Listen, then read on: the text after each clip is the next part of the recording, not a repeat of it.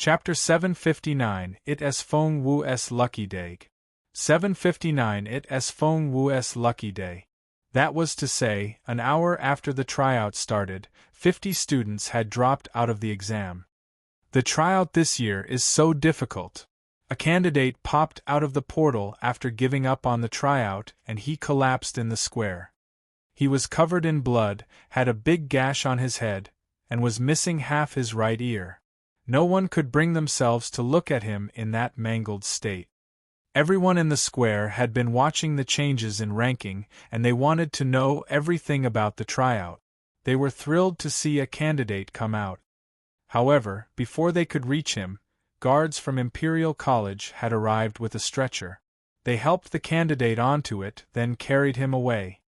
A hush fell over the square. If I'm not mistaken, that's Zhao Tianzi, right? You know the guy. I know of him. He's the son of the governor of Tianzi province, and he's the top candidate from his province. I didn't expect him to be eliminated so soon. The tryout this year is so difficult. The son of a governor failed, just like that. Of course it's difficult. They're in Proud Snowfield, which is the toughest of all the 7 terrains. Luck wasn't on Zhao Tianzi's side, if you ask me. I heard that he got transported right into Zone 3 and ran into a Level 3 Spiritual Grandmaster magical beast. Before he knew it, he was getting his ass kicked. Zone 3? That's the area where Junior Spiritual Grandmaster magical beasts dwell. If I recall correctly, Zone 3 is the closest that candidates can get to the center of the terrain.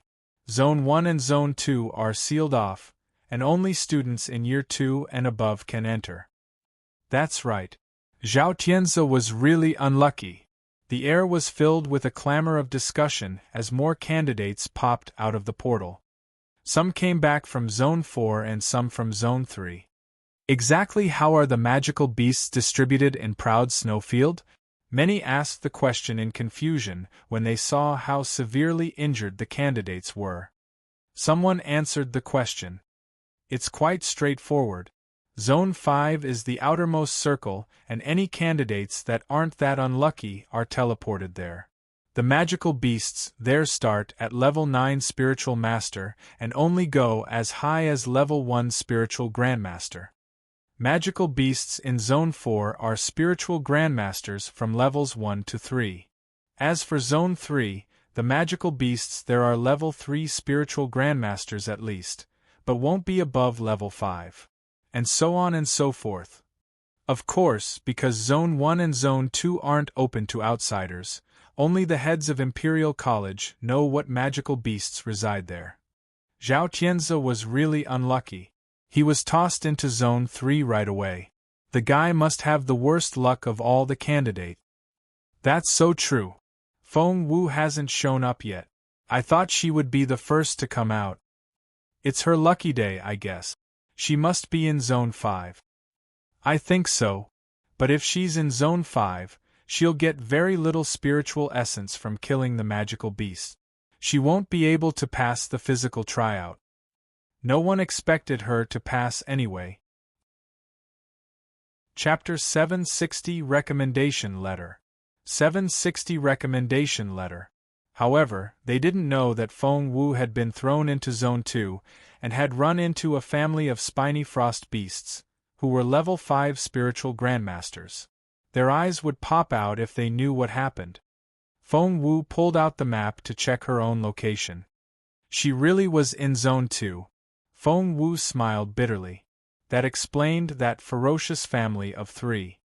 Seeing that most candidates were in Zone 3 and Zone 4, Feng Wu was reminded of Chaoga. That kid was so outspoken and simple-minded. She hoped that Chaoga wouldn't walk into someone else's trap. If Chaoga ran into Mu Yaoyao and her people. Shaking her head, Feng Wu decided to take a walk in Zone 3. Magical beasts there were spiritual grandmasters between Level 3 and Level 5, and she could handle them easily. Thanks to the red dots on the map, Feng Wu was able to find the other candidates without being spotted. No Chaoga. No Chaoga. No Chaoga. After walking around in Zone 3, Feng Wu found 3 groups that were comprised of candidates who had teamed up to fight the magical beast. A team of 3 to 5 candidates was an equal match for a level 3 magical beast. Every time Feng Wu found a candidate that wasn't Chaoga, she would mark them on the map. Chaoga was nowhere to be seen in the whole of Zone 3. Was the kid lucky enough to be transported to Zone 4? Magical beasts there were between level 1 and level 3. As a level 1 spiritual grandmaster, Chaoga would be able to handle 1 or 2 on her own. Since Chaoga wasn't in Zone 3, Feng Wu continued her search in Zone 4. Mark, mark, mark. Feng Wu moved very fast in the snow-covered field.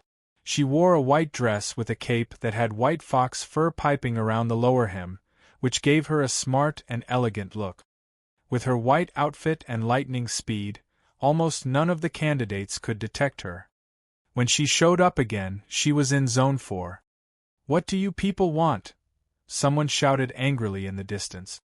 Duan Chaoga glared at Wenling. "I killed that cloud leopard. You people showed up at the last minute and took all the spiritual essence away. You sleazy bastards." "Ha ha ha ha," Wenling smirked. "Duan Chaoga, we were the first to beat this cloud leopard half dead before you showed up to take the credit. We're the victims here. How dare you accuse us?" Chaoga was all by herself. But Wenling had help. Lucky for her, she had been able to meet up with Lu Hao and Mu Qing. 3 against 1. Chaoga was outnumbered. Despite that, Chaoga was never going to surrender to the villains. Chaoga scowled. "I'm the victim here and you're the ones trying to take the credit." Wenling gloated. "No, you are." Stomping her foot in vexation, Chaoga charged at them. "It's mine and I'm not going to let you take it. Give me back the leopard's spiritual essence." "Oh my, you wanna fight? Great." Wenling smirked and said to her friends, "Duan Chaoga is with Feng Wu, and that woman is an eyesore to Boss Yufei. Take this woman down and it'll be as good as a recommendation letter when we bring her to Princess Mu." "All right." Behind Wenling, Lu Hao's and Mu Qing's eyes lit up. Chapter 761. Do you have a death wish? 761. Do you have a death wish?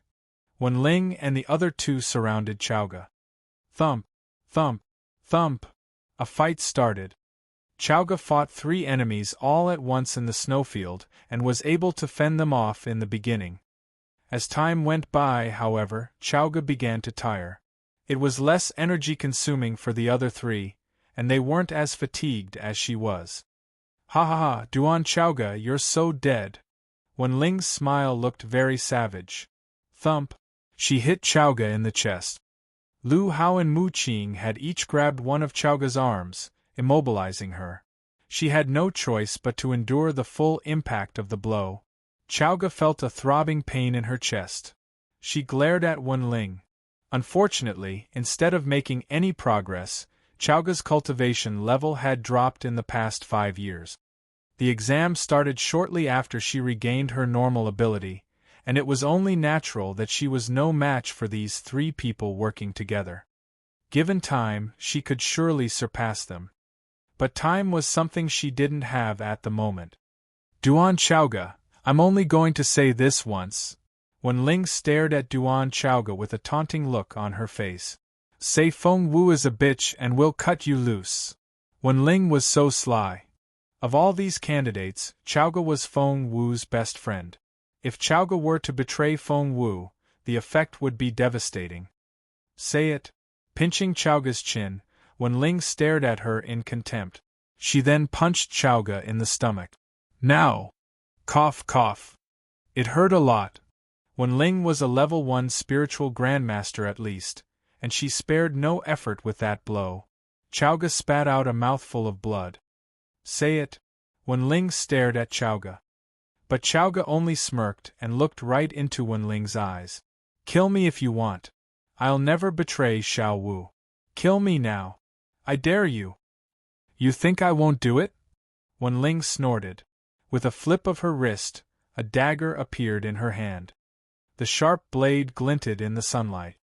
Wen Ling rested the blade against Chowga's throat. "Say it or I'll kill you!" Chowga sneered at her. "You bitch! Yi Yifei is a bitch. So is Mu Yao Yao." Wen Ling blanched with fury. "What are you doing?" An emotionless voice rang out a few steps away from them.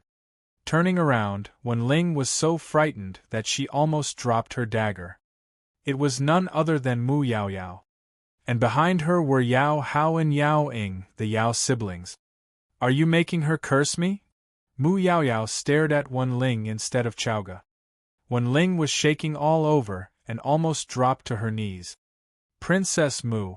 It's not like that. I wasn't." Wen Ling explained herself in a hurry. "She's Duan Chowga and I wanted to make her betray Feng Wu and curse her, but she's so stubborn. And I didn't know that she was going to curse you. It's all my fault." Wen Ling eventually knelt down with her head lowered. She was petrified. Mu Yao Yao was already a prominent princess and her grandfather had just been made the head of Imperial College. Only an idiot would try to offend her. Crossing her hands behind her back, Mu Yao Yao shifted her taunting gaze from Wen Ling to Chowga. "Why, Duan Chowga, it's you." The casual tone was filled with contempt. Chapter 762, Feng Wu has arrived. 762 Feng Wu has arrived. Chowga glared at her. Mu Yao Yao replied with a half-smile. Wen Ling said what I wanted to say. Rolling her whip up, Mu Yao Yao raised her chin and said in a taunting voice, "Say Feng Wu is a bitch and I'll let you go. Otherwise." Before Mu Yao Yao could finish her sentence, "Tui!" Chowga spat at Mu Yao Yao, and the sticky saliva caught Mu Yao Yao right in her face. Mu Yao Yao was astonished. She was caught off guard. She was a well-respected princess whose grandfather was the head of Imperial College, but someone had just spat in her face.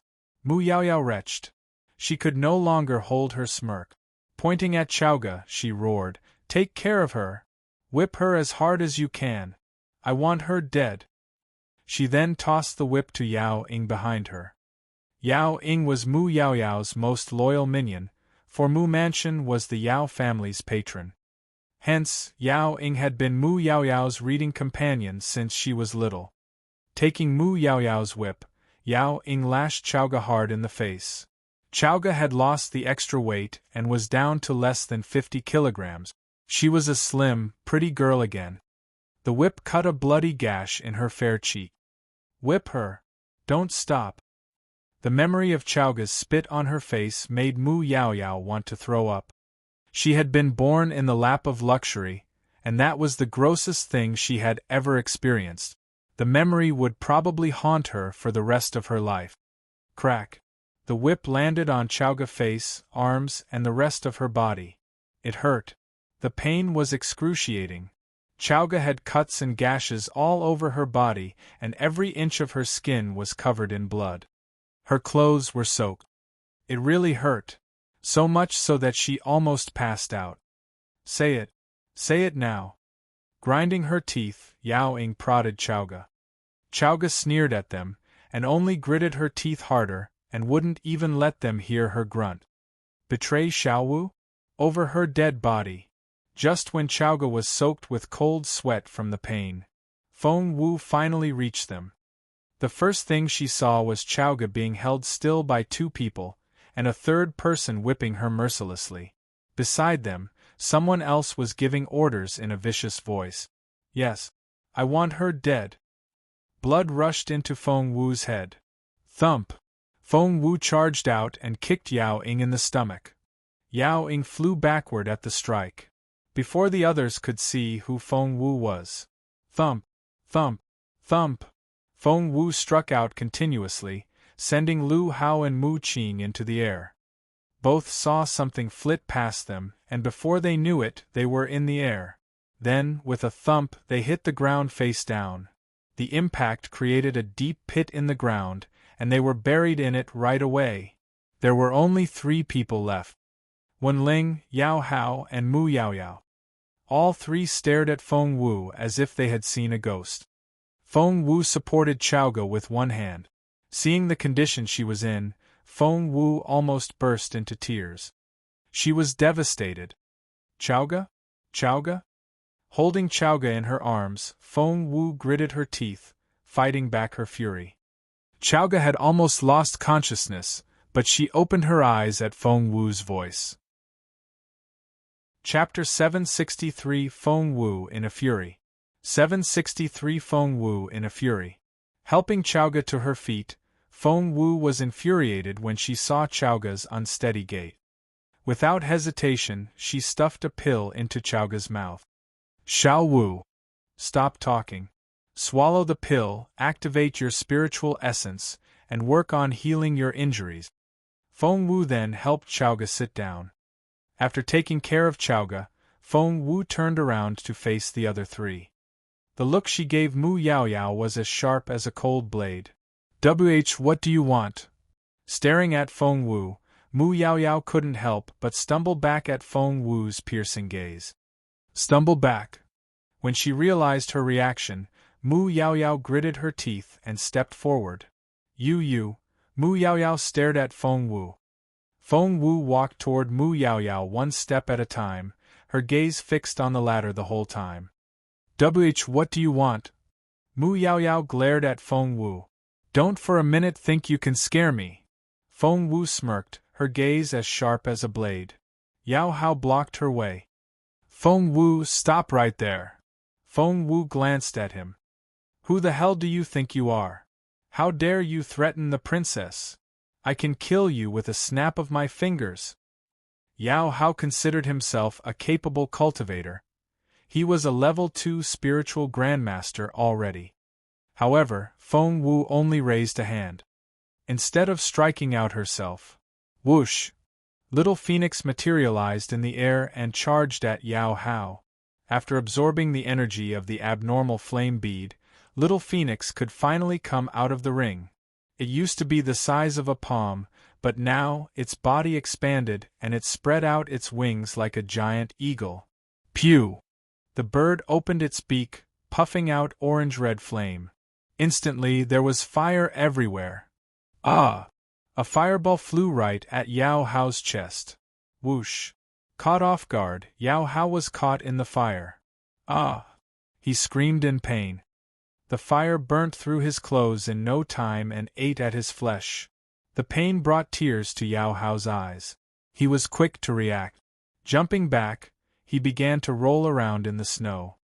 They were in the middle of a snowfield and the ground was covered in snow. He thought that rolling around would put out the fire immediately, but he was wrong. Little Phoenix's fire was the abnormal flame which it had obtained from Jun Linyuan.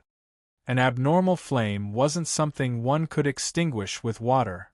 Yao Hao kept rolling and patting at his chest, but the fire only grew bigger and began to spread out. Wen Ling was baffled by what she saw. That bird was incredible. How frightening! Where had Feng Wu found such a pet? Wen Ling knew that Mu Yaoyao hadn't even reached Yao Hao's cultivation level. Yao Hao's dilemma meant that Mu Yaoyao wouldn't be able to protect her. Recalling what she had done to Chowga, Wen Ling felt a chill run down her spine. She turned around and ran. She couldn't fight, but she could flee. But, as soon as she turned around, Feng Wu's cold voice rang out behind her. Staring at Wen Ling's back, Feng Wu grinned. Wen Ling, where do you think you're going? With Feng Wu's great memory, of course she remembered Huayin and Wen Ling. She only pretended not to recognize Huayin to embarrass the latter. Feng Wu's voice made Wen Ling jump. Without hesitation, she bolted. However, Chapter 764 Feng Wu demonstrates her power. 764 Feng Wu demonstrates her power. However, Feng Wu only snorted and darted a glance at Little Phoenix. Little Phoenix and Feng Wu could read each other's minds. All it took was a look from Feng Wu. Whoosh! Little Phoenix flew as swift as an arrow at Wen Ling. Whoosh! Orange-red flames spurted out of its beak and headed straight for Wen Ling's back. Ah! Wen Ling was devoured by flames from behind. The flames looked like devilish faces and made wicked giggling sounds. Ah! Not only Wen Ling's back, but her hair was on fire as well. Help! Help! Princess Mu, help! Tears rolled down Wen Ling's face, but she couldn't make a sound because of the searing pain. At that moment she could smell death, and she was scared. Copying Yao Hao, she rolled around in the snow. She cried and she pleaded, but nothing worked. The fire seemed to have a life of its own, and wouldn't die no matter what. And it bored deeper into her skin. Wen Ling regretted everything she had done. Why did she have to do that to Chowga? Why? However, it was already spilled milk. Looking at Mu Yaoyao, Feng Wu smirked. Now that those two are out of the way, Princess Mu, it's finally your turn. Mu Yaoyao had seen how miserable Yao Hao was after he caught on fire, and how Wen Ling's life was hanging by a thread, and that was enough to make her ditch her pride. She wasn't even as good as Yao Hao. Feng Wu. I'm warning you. Mu Yaoyao stumbled back as she made empty threats. I'm a princess. I'm a princess from a noble family. Feng Wu smiled a little. A princess? Is that a big deal? If everything went as planned, she would be a princess herself very soon. You won't kill me. Why not? Do that and you're dead. Your family will all be dead. Really? I'm so scared. Feng Wu, stop. Stop right there. Stay away from me.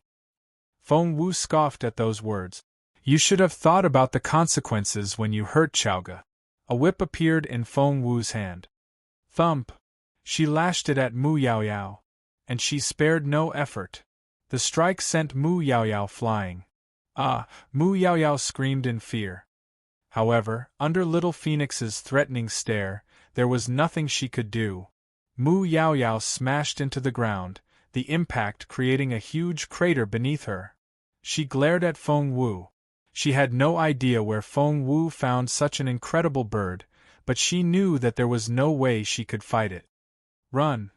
Mu Yaoyao made a flee sign with her fingers, and with a whoosh, she disappeared on the spot.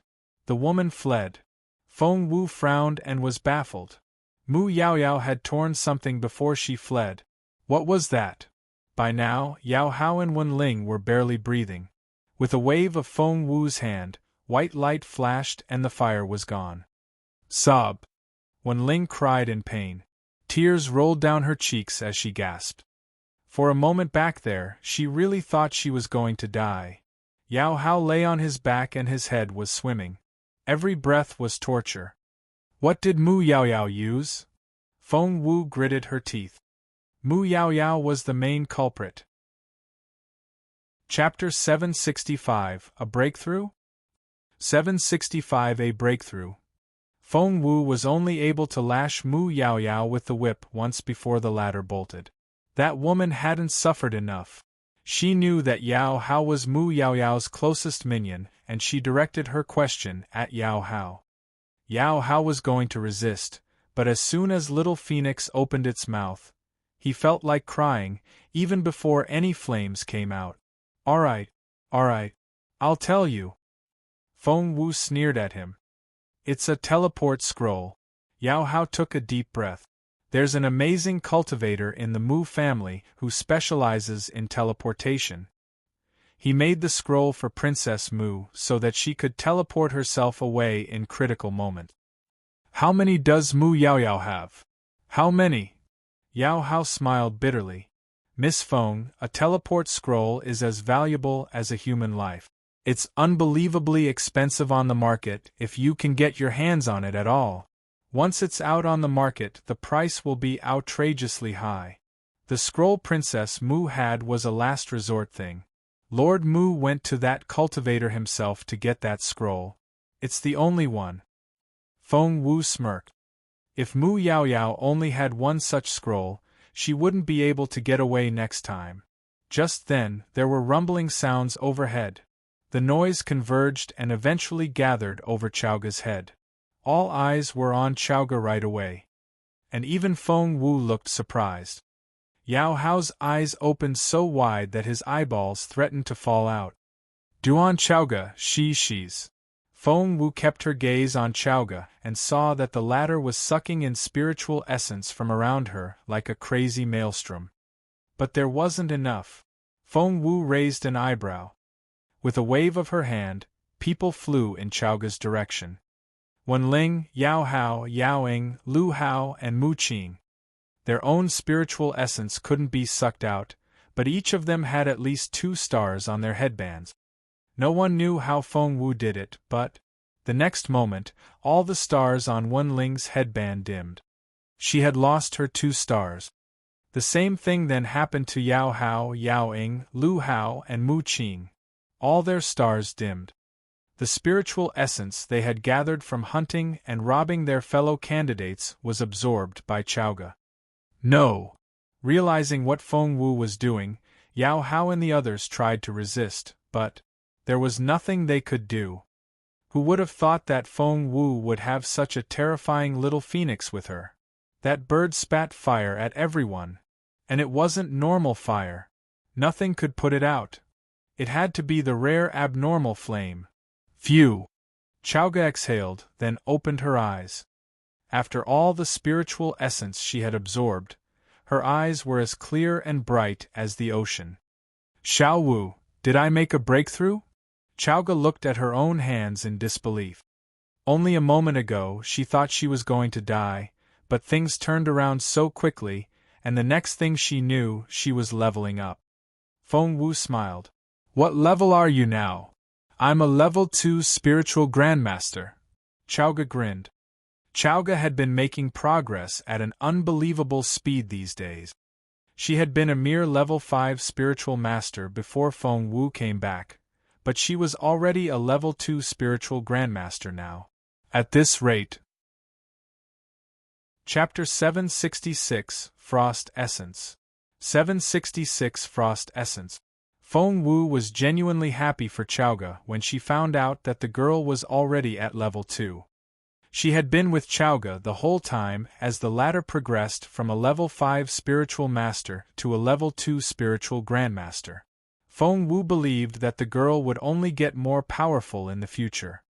Thanks to her breakthrough, spiritual essence circulated throughout Chowga's body. When she examined herself again, she saw that all her internal injuries had been healed, as well as the cuts on her skin. As for Yao Hao and the others, Chowga kicked the guy around before turning to Wenling. Don't kill me. Please don't. I'm sorry. I'm so sorry. Wenling dropped to her knees and pleaded. Chowga smirked. I'm not going to kill you, but you'll wish I did. After that, Chowga raised her dagger. Ah! Wenling watched as the blade cut into her cheek. It was so deep that it exposed the bone.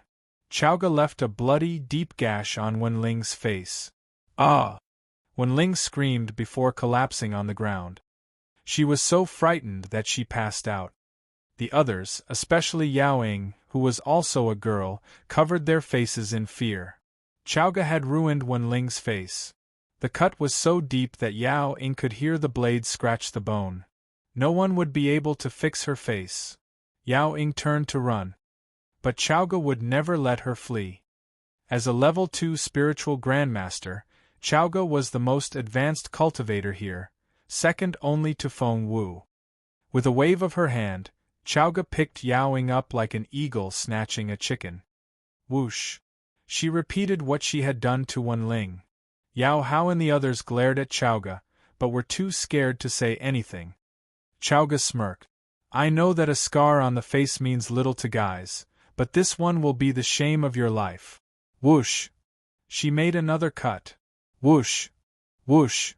Chowga cut each person on the cheek, making a deep gash. It would stick with them and remind them of the shame. It was a scar they would carry for life. After taking care of Wenling and the others, Feng Wu and Chowga went on their way. Xiao Wu. Chowga took hold of Feng Wu's hand and said in a pitiful voice, Xiao Wu, thank God you got there in time. I could have been killed. Feng Wu patted her on the head, then said in a grumpy tone, No, you wouldn't have. Even if they were going to kill you, they would make sure to do it in front of me. They wanted to enrage her to make her act impulsively. That way, they would have an excuse to kill her. Mu Yaoyao's target had always been Feng Wu, and Feng Wu alone. Xiao Wu, where are we going now? Chowga asked. She would stop thinking whenever Feng Wu was around. All she needed to do was follow Feng Wu. First of all, we'll find Mu Yaoyao to get our revenge. Then, we'll get enough spiritual essence to light up all 7 stars. But most importantly, we need to find Frost Essence. Frost Essence? Chowga looked bewildered. What was that? I haven't told you? Feng Wu smacked her own head. No. This is the first time I've heard of it. Feng Wu said, Grand Secretary Fang is building a formation for cultivation next door, and the formation has to have a core, which is what the Frost Essence is for. Chapter 767 Eavesdropping. 767 Eavesdropping. Chowga stared at Feng Wu. What a coincidence!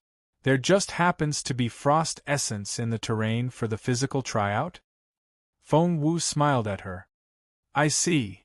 Chowga smacked her own thigh. You made this happen, didn't you? You asked Grand Secretary Fang to pick this terrain where that Frost Essence is, right? Feng Wu shrugged.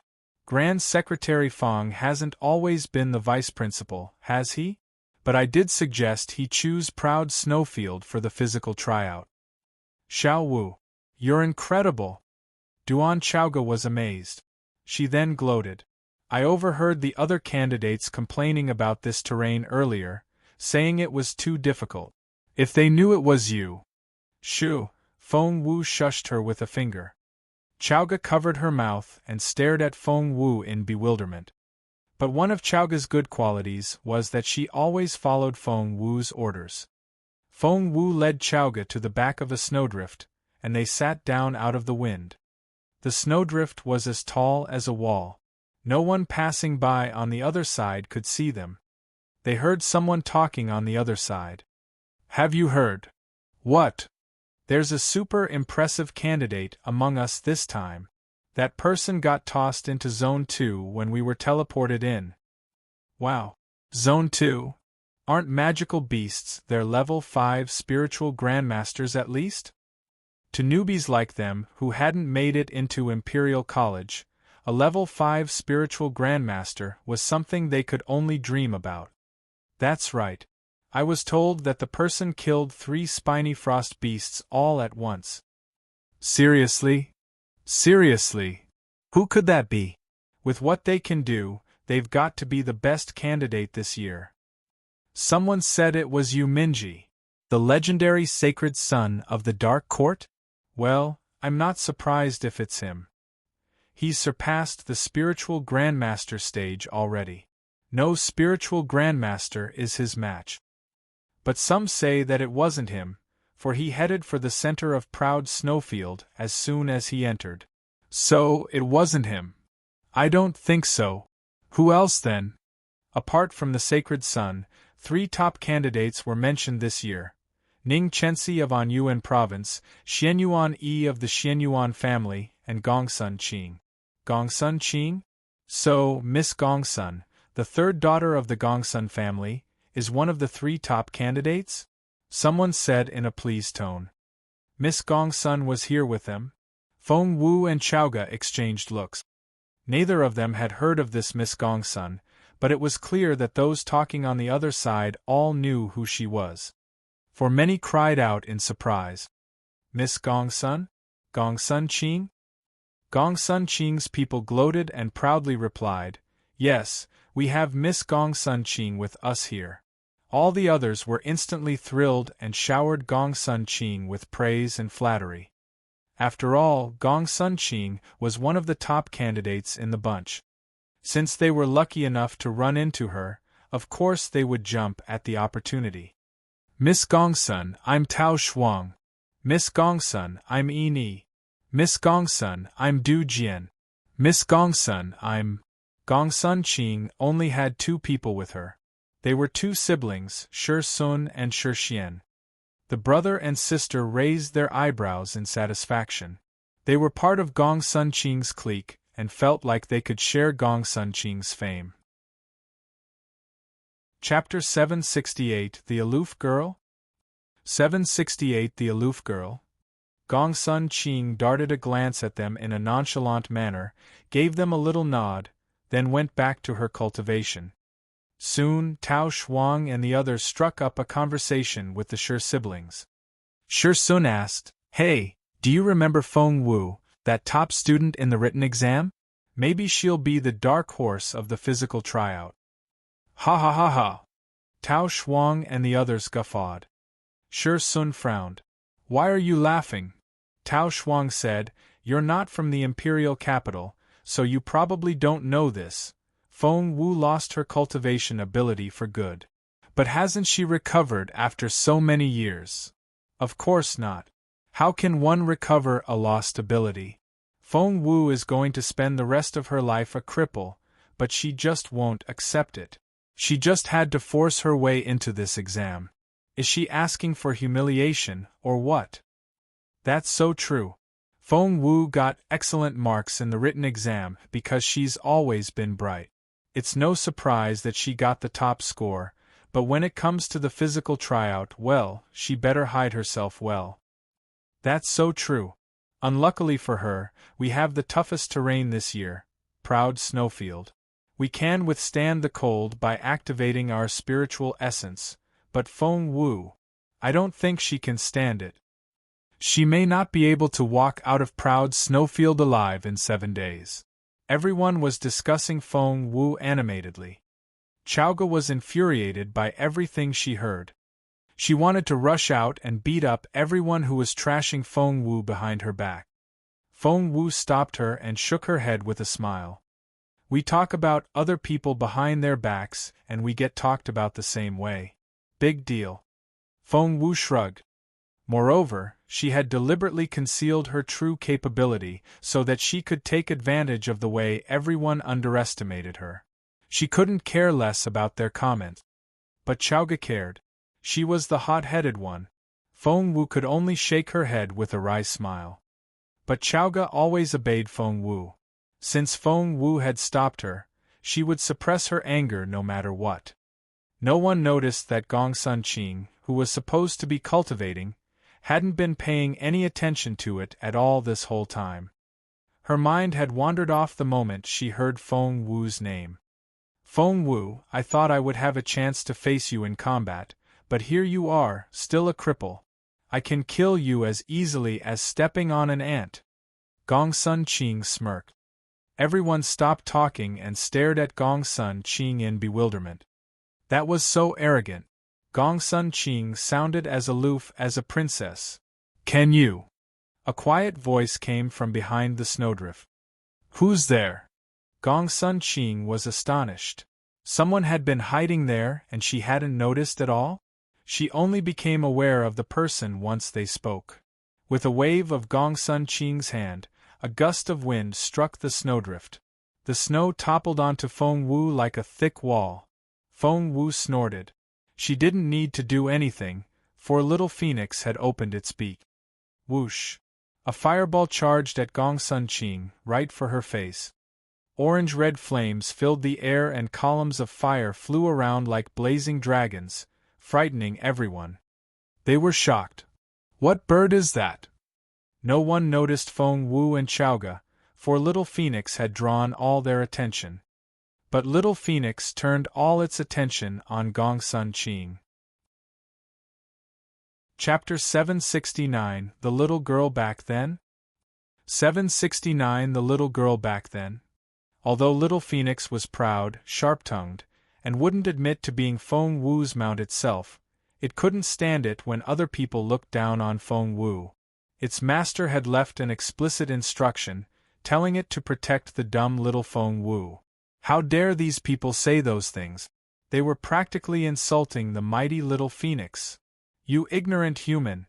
Die!" The angrier Little Phoenix became, the more deadly its fire was. Balls of flame hurtled at Gongsun Qing one after another. Gongsun Qing wasn't called one of the top 3 candidates for nothing. The girl was very capable. What was more, she specialized in the ice attribute. In this terrain, she was at home. In order to defend herself against Little Phoenix's attack, she activated the ice element, and snow rose into the air, forming an ice shield around her. Columns of fire pounded at the shield, but couldn't break it no matter what. They had reached an impasse. Exasperated, Little Phoenix kept spitting out more fire. Attack! Attack! Attack! The ice shield around Gong Sun Qing grew thinner and water dripped down around her. However, Feng Wu noticed that Little Phoenix was running out of spiritual essence and was gasping for air. Feng Wu patted the bird. "Little guy, you can stop now." "No." Little Phoenix shook its head grumpily without turning its gaze away from Gong Sun Qing. It snorted. "Little Feng Wu might be dumb and silly, but that's for me to say. No one else can say anything bad about her." "This little bird." Feng Wu shook her head in resignation. "Little Feng Wu?" As in Feng Wu. Everyone looked at Feng Wu in disbelief when they heard the name. "You're Feng Wu?" Tao Shuang cried out. Ini said, "Yes. Yes, it's her. I saw with my own eyes when she made that bet with Princess Mu at the city gates. That's right. She's Feng Wu." A hush fell over the crowd as soon as Ini said those words. It was only a moment ago when they had been trashing Feng Wu behind her back, while Feng Wu herself was only a wall away from them. She must have heard everything. That was so embarrassing. Gong Sun Qing flew into a humiliated rage. She glared at Feng Wu. "Did you hear what we said?" Feng Wu found the question idiotic. "What do you think?" "So, you did nothing when you heard what we said. That's because we were telling the truth. You're a good-for-nothing."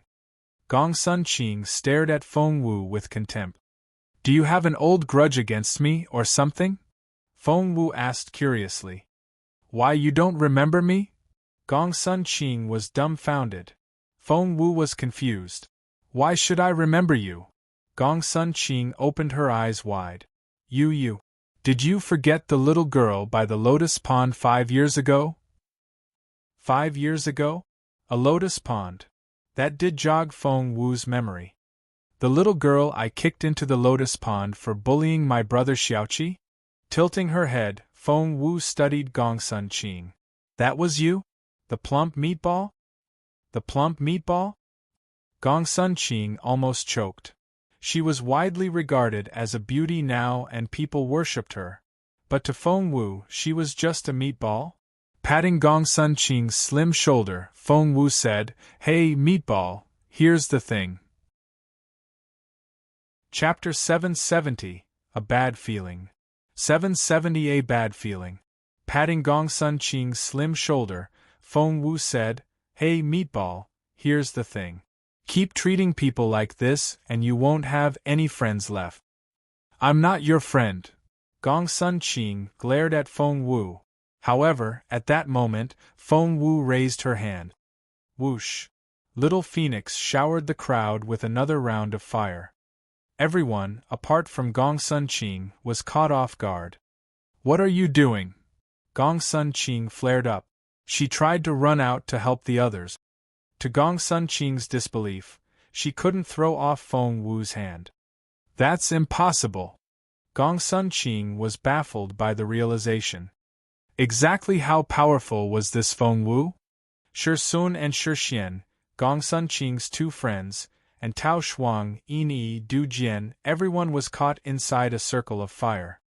Of course they tried to fight back, but Chaoga was working with Little Phoenix. Thump, thump, thump. All 5 of them were on the ground in less than 3 minutes. "Let go of me." Gong Sun Qing struggled with all her might. To her disbelief, Feng Wu was so strong that she simply couldn't break free. Was Feng Wu really a cripple? Shi Sun and the others were no match for Chaoga and Little Phoenix. Before long, they were all rolling around on the ground, wailing loudly. Chaoga looked at Feng Wu, who nodded back at her. Chaoga's eyes lit up. Grabbing Shi Xian, Chaoga sucked all the spiritual essence out of the latter's headband before moving on to Shi Sun, Tao Shuang. All the headbands were emptied, except for Gong Sun Qing's. Gong Sun Qing was shocked. They had been working hard, and had hunted quite a few magical beasts. By now, everyone had 3 to 4 stars lit up, and Feng Wu had stolen their spiritual essence just like that. You! Gongsun Qing wanted to say something, but Feng Wu took her by surprise and hit her in the carotid artery on her neck with the side of her palm. Feng Wu was already a much more capable cultivator, and there was no way Gongsun Qing could dodge that sudden attack.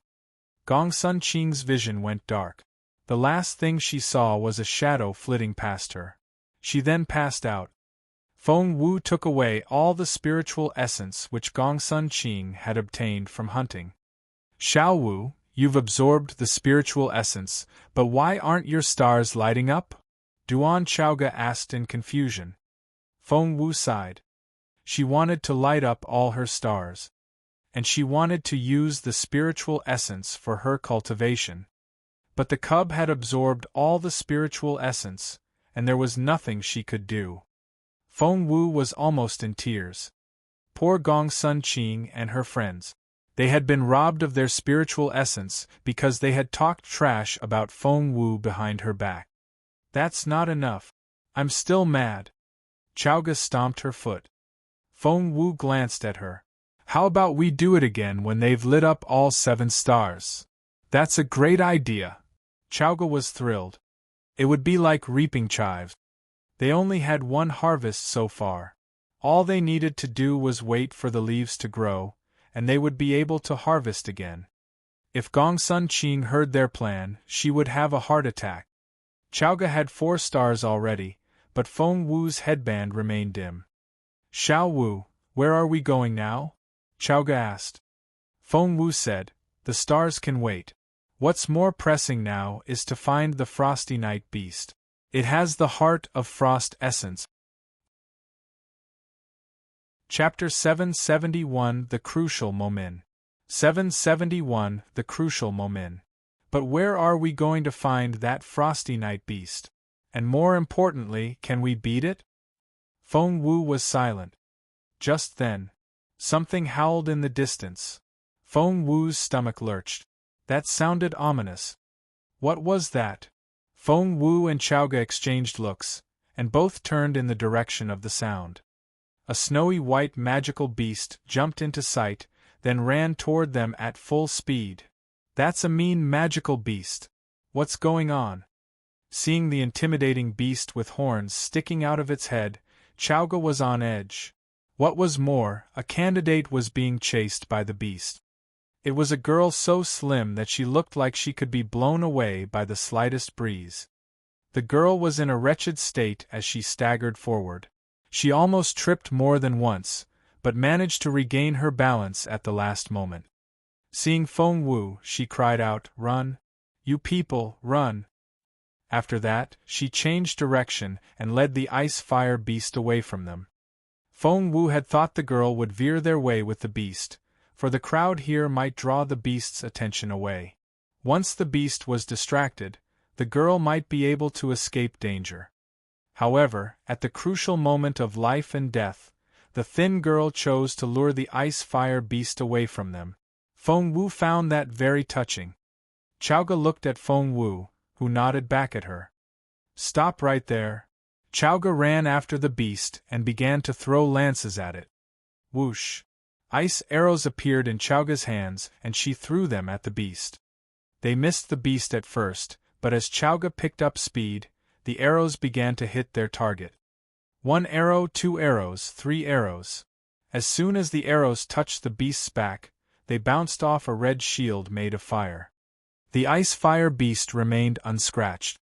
As a result, Chaoge couldn't draw the beast's attention away. Just then, thump! The thin girl tripped, fell into a pile of snow, and couldn't get back to her feet right away. The ice-fire beast growled. It sounded pleased. After the long chase, it was finally going to have a taste of its prey. Roar!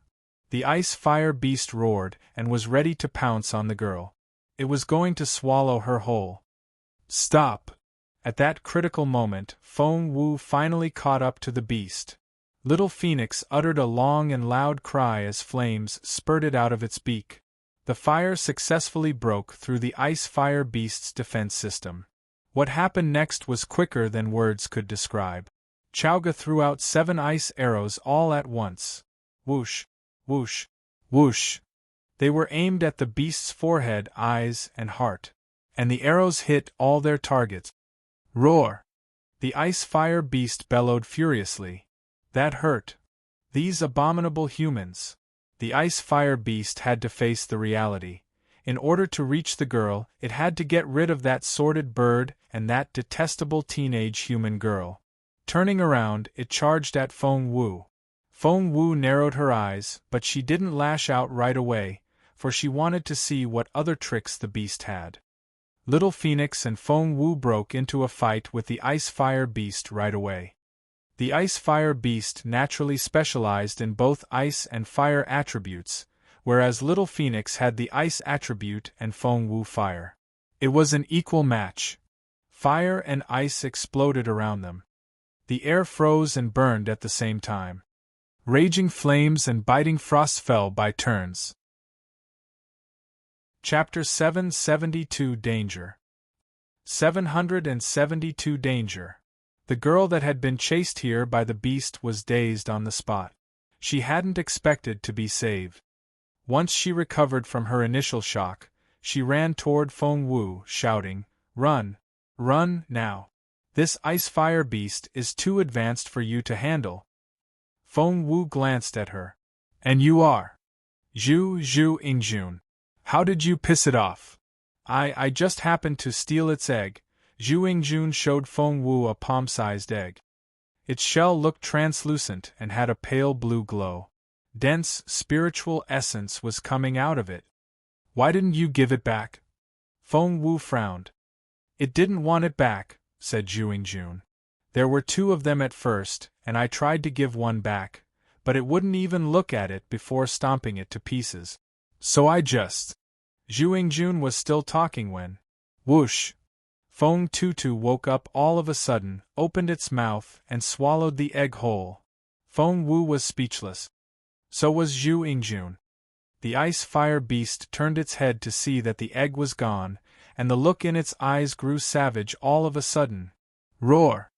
Little Phoenix had almost suppressed the beast, but the latter went berserk without warning. Thump! Chowga was thrown into the air. The ice fire beast then pounced at Little Phoenix.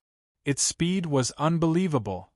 The beast then opened its giant mouth, which looked as bottomless as a black hole. And it inhaled, sucking Little Phoenix in its direction.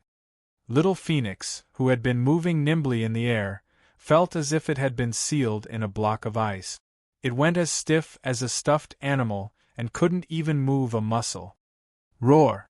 The ice fire beast grinned hideously. It sucked Little Phoenix's small body into its mouth. Feng Wu couldn't just stand there and watch. Moving as fast as she could, she reached the beast the next second. Gripping the beast's upper and lower jaw with one hand each, she forced its mouth open. But that ice fire beast was formidable. And Feng Wu had to use all her strength to stop it from closing its mouth. Her slender arms shook, threatening to give out. The ice fire beast's crazed eyes seemed to spit fire. And the 2 of them were locked in a stalemate. Little Phoenix was already in the beast's mouth. Seeing that the jaws had been forced open, it grabbed the chance to fight its way out. In the end, it was able to crawl out before its strength gave out. By then, Little Phoenix was soaking wet with sweat and looked as if it had been swimming. Roar! Seeing the ready meat escape from its mouth, the ice fire beast was beyond furious. It glared at Feng Wu. Then, a beam of white light shot out from its body.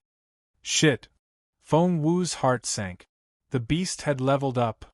It had been a level 5 spiritual grandmaster, but had just become a level 6. And it was a level Feng Wu hadn't reached yet. The ice fire beast grinned viciously, eager to taste blood. This petty human was going to die. The ice fire beast lunged for Feng Wu's fair, slender neck with its sharp teeth. Feng Wu twisted, dodging the attack. As Feng Wu fled this way and that, the ice fire beast ran after her in a frenzy. Chowga was exhausted and had collapsed on the ground with a severe injury. Little Phoenix was recovering in Feng Wu's arms. And that poor girl had been smashed to the ground and had passed out. Chapter 773, There's got to be a way out. 773 There's got to be a way out. Feng Wu wanted to run, but she saw the ice-fire beast head for Chowga. No. The beast was way too powerful. One smack and Chowga would die. Without hesitation, Feng Wu struck the ice-fire beast hard in its back. The ice-fire beast was ready to stomp Chowga to death when Feng Wu kicked it in the butt. That was outrageous. Roar! The ice-fire beast forgot about Chowga and Zhu Yingjun right away. Instead, it pounced at Feng Wu. Once it killed the strongest of the three, it would be able to take care of the other two. The ice-fire beast told itself this. Seeing the beast come her way, Feng Wu turned to run. Run, run, run. She had to lure the ice-fire beast away, or Chowga and Zhu Yingjun would be dead for sure. Moreover, this magical beast belonged to Zone 2. It shouldn't be running wild to kill freely here in Zone 3. The wind brushed over Feng Wu's skin, flinging snow into her face. It was so cold that her bones hurt. But she couldn't stop. She had to run. She had to run as fast as she could. She had been careless. If she had joined hands with Chowga and the bird from the start, the beast wouldn't have gotten the chance to make a breakthrough. But now, her only option was to lure the beast away, then work from there. Feng Wu led the ice-fire beast toward Zone 2. Keeping its gaze on Feng Wu, the ice-fire beast galloped forward at its top speed, driven by its rage. The girl and the beast were both running as fast as they could in the snowfield. It was intense and perilous. Speed was a magical beast's advantage, and the ice-fire beast was able to run a little faster than Feng Wu. It wasn't obvious at first, but as time passed, the distance between them grew shorter and shorter. Looking over her shoulder, Feng Wu saw that the 1000 m between them had been shortened to 800 m. At this rate, the beast would eventually catch up. What should she do? Various ideas popped into Feng Wu's head. She had to think of a way to get herself to safety before it caught up to her. The ice-fire beast ran very fast. 700 m, 600 m, 500 m. Feng Wu gritted her teeth and kept running. Luck wasn't on her side. Before she knew it, daylight faded. Night was closing in. And it grew colder. The temperature in the snowfield plummeted. -30, -40, -50 degrees. It was freezing. Every breath she exhaled turned into white mist. Feng Wu looked over her shoulder again. The distance between her and the beast had been shortened to 200 m. Shit! Feng Wu's stomach lurched. As night set in, the wind howled and she was losing strength from the continuous running. The ice-fire beast, on the other hand, was indigenous to Proud Snowfield. The cold didn't affect it at all. If Feng Wu's estimation was right, the beast would catch up to her in 10 minutes. 10 minutes. 10 minutes. Looking into the distance, Feng Wu could see nothing but an endless snowfield. How despairing that view was. There was an option out there that could save her. She could hit the panic button. The moment she pressed it, she would be teleported out of this terrain. However, Feng Wu smiled bitterly. She had made a bet with Mu Yaoyao. If she didn't get into Imperial College, she would have to give her head to that girl. What was more, she needed to get in because of Jun Linyuan. Chapter 774, Is She Going to Die? 774 Is she going to die? What about her broken star piece? A stubborn look flickered in Feng Wu's eyes. No. She wouldn't give up. Never. Roar! The ice-fire beast was closing in on her. 100 m. 50 m. 30 m. 20 m. The ice-fire beast locked its gaze on Feng Wu. Feng Wu had been setting up the traps which she had used on the spiny frost beasts before, but the ice-fire beast was far more intelligent and wouldn't be tricked. Roar! The giant beast leapt up, then pounced at Feng Wu from behind.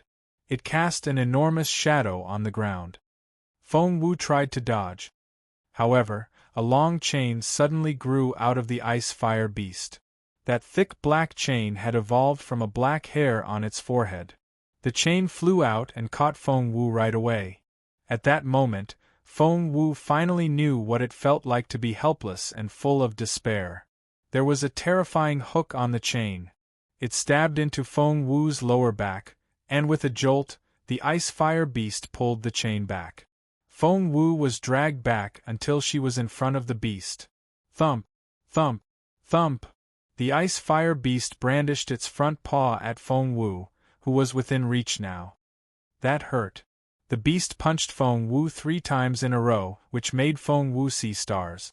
She spat out a mouthful of blood. She almost fainted from the blows. It hurt. She felt like she was dying. But if she gave up just like that, she really would be dead in no time. Summoning her strength, Feng Wu gathered her spiritual essence, grabbed the dagger that was hidden in her sleeve, and stabbed the ice-fire beast's forehead.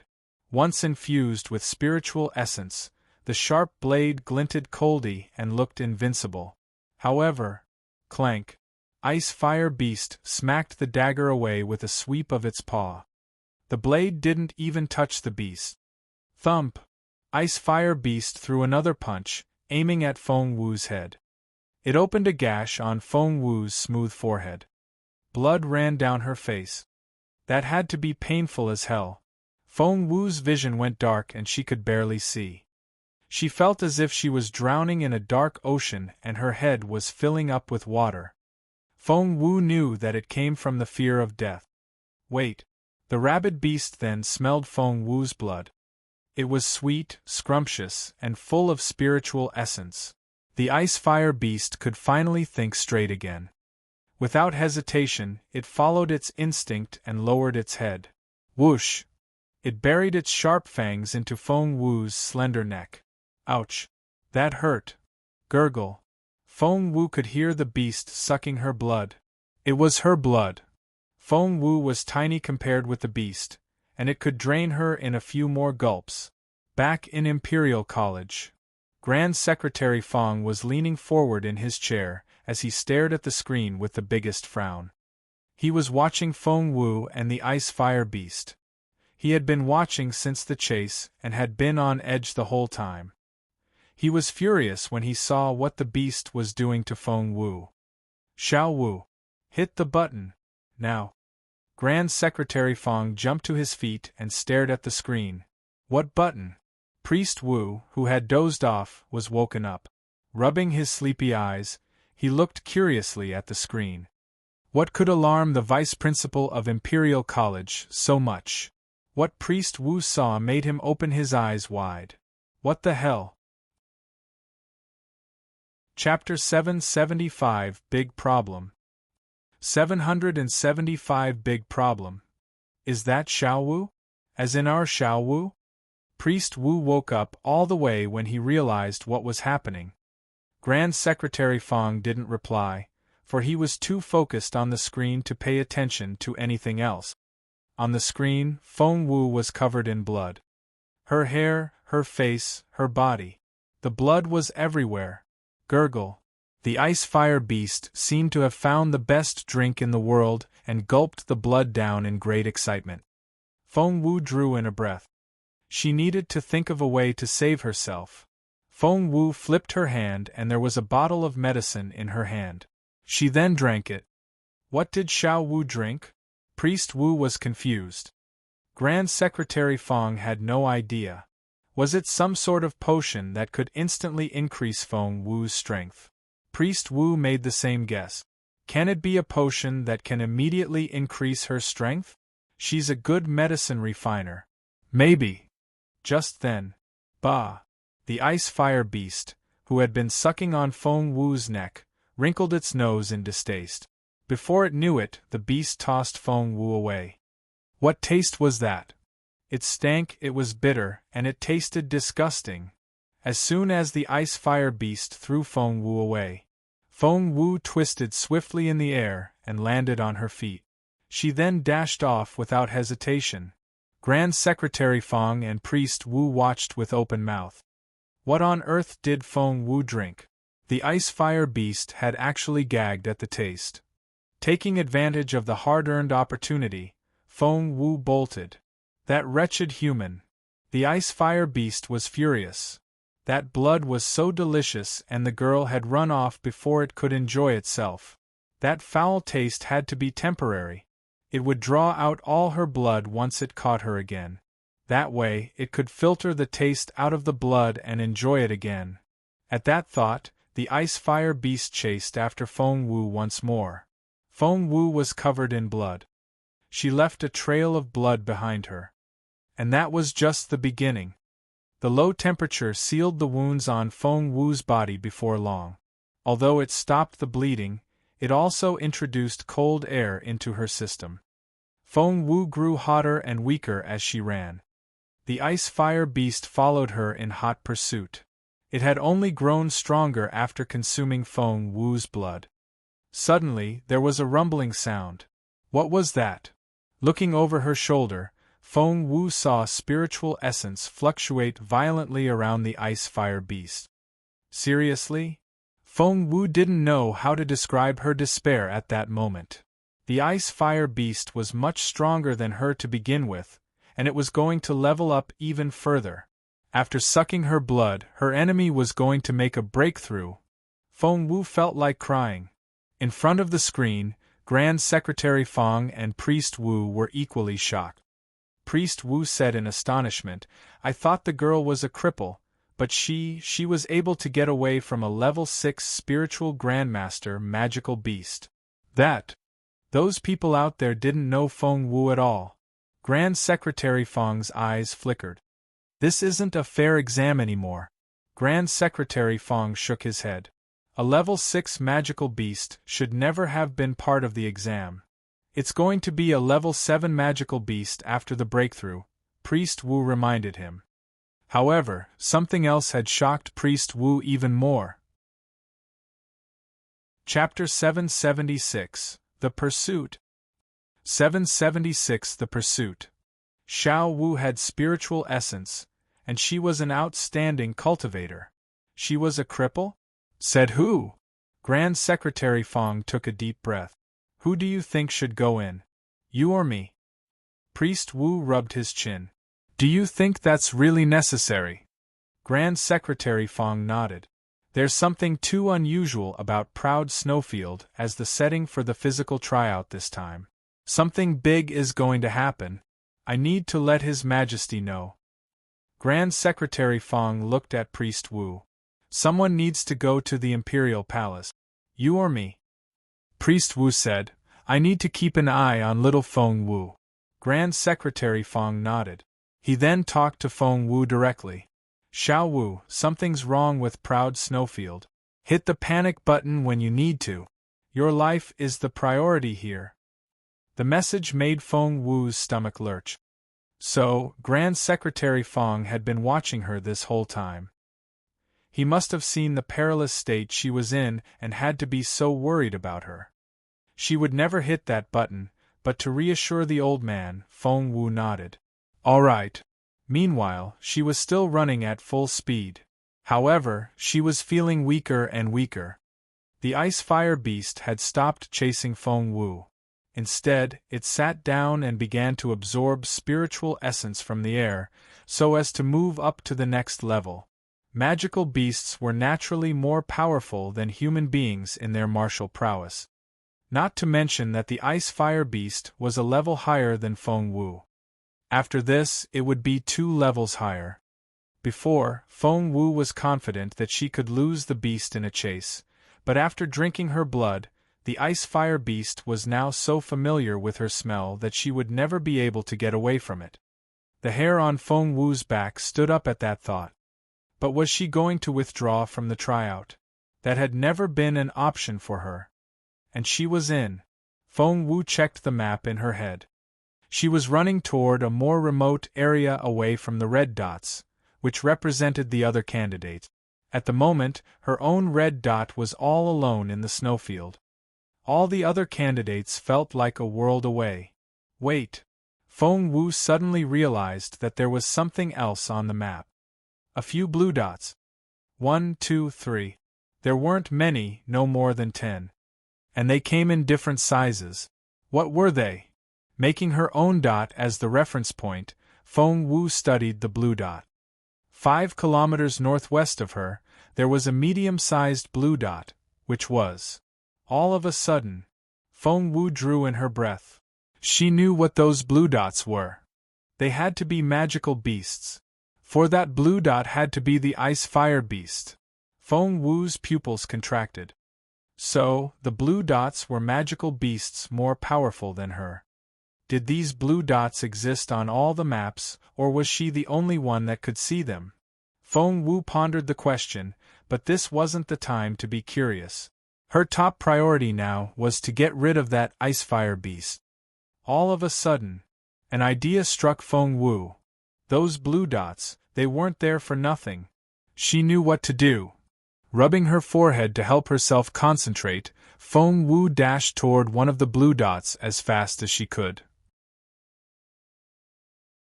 Chapter 777, Dam. 777 Dam. Feng Wu had picked that blue dot after careful consideration. It was slightly bigger than the one which represented the ice-fire beast. And it was 100 kilometers from her, which was a reasonable distance. That dot it was, then. Once her destination was determined, Feng Wu picked up speed and headed for it. Night had set in and the wind blew even harder. Feng Wu felt as if there was a fire burning inside her. But Feng Wu knew perfectly well that although the ice-fire beast wasn't chasing her now, she was in no way out of danger. The sense of crisis hung over her head like the sword of Damocles. She didn't know when it would fall, but she was sure that she didn't have much time left before it did. Run, run, run. Thump! Feng Wu ran too fast and she lost her footing. She then began to roll down a slope. Luckily, the slope wasn't very tall and she reached the bottom in a moment. Slumping over a snowdrift, Feng Wu gasped for air. She felt too weak to even move a muscle. A fire seemed to be burning inside her and the heat was spreading to all her limbs. It felt so hot. Feng Wu checked her own pulse. She almost cried. Because of the blood loss, evil energy had gotten into her system and cold air was rampaging inside her. In modern terms, she had a fever and her temperature had spiked over 40 degrees. Feng Wu felt so weak that she wanted to bury herself in the snow and sleep for as long as she wanted. But reality wouldn't allow her to do that. She was all by herself now and a lot of people outside were counting on her. She couldn't back down.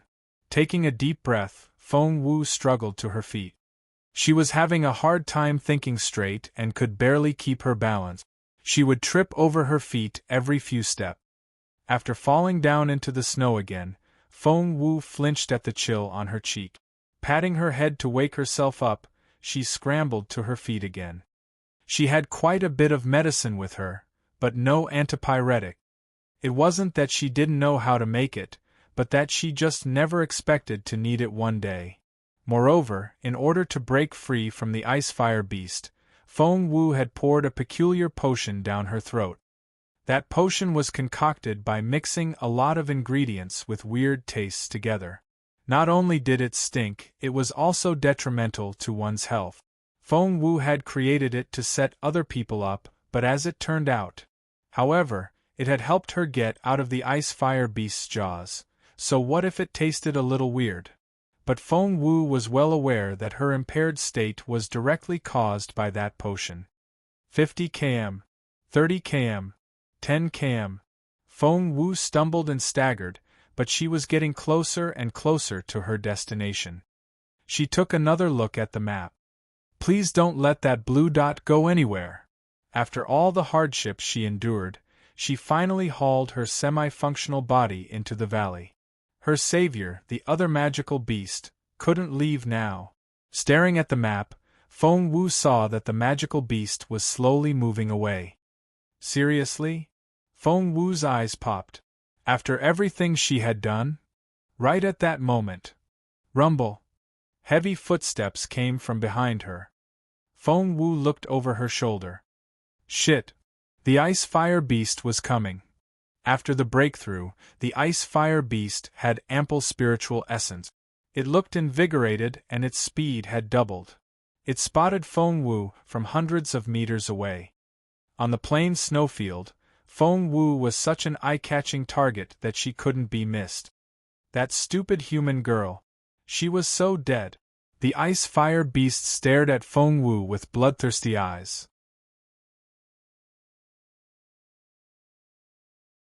Chapter 778 Chase to Kill. 778 Chase to Kill. The ice fire beast charged at Feng Wu at an unbelievable speed. Shit. An alarm seemed to go off in Feng Wu's head. Run.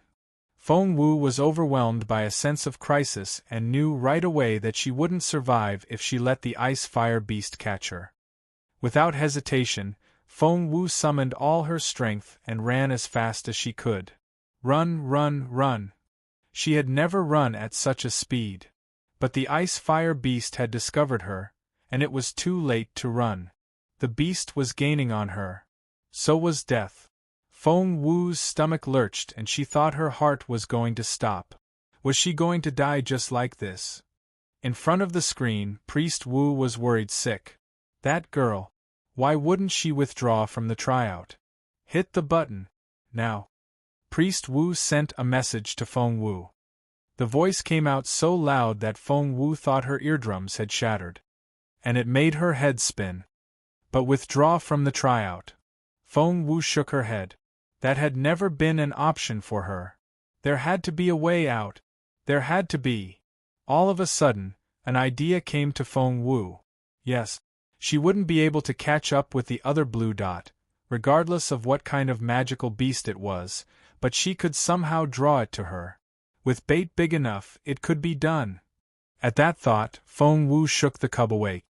Feng Tutu might be sleepy all the time, but it was a smart and reliable companion in a critical moment like this. All Feng Wu could use was her own blood. After smearing Feng Tutu's neck with her blood, she gave it some instructions, then sent it off. The ice fire beast caught up to her the moment the cub dashed off. Taking a deep breath, Feng Wu muttered an incantation. The next moment, the snow covered her, and she fell even deeper. The ice fire beast stared at the spot where Feng Wu had been a moment ago, a taunting smile on its face. That stupid human girl. Did she think she could run away? Die. The ice fire beast had very acute senses.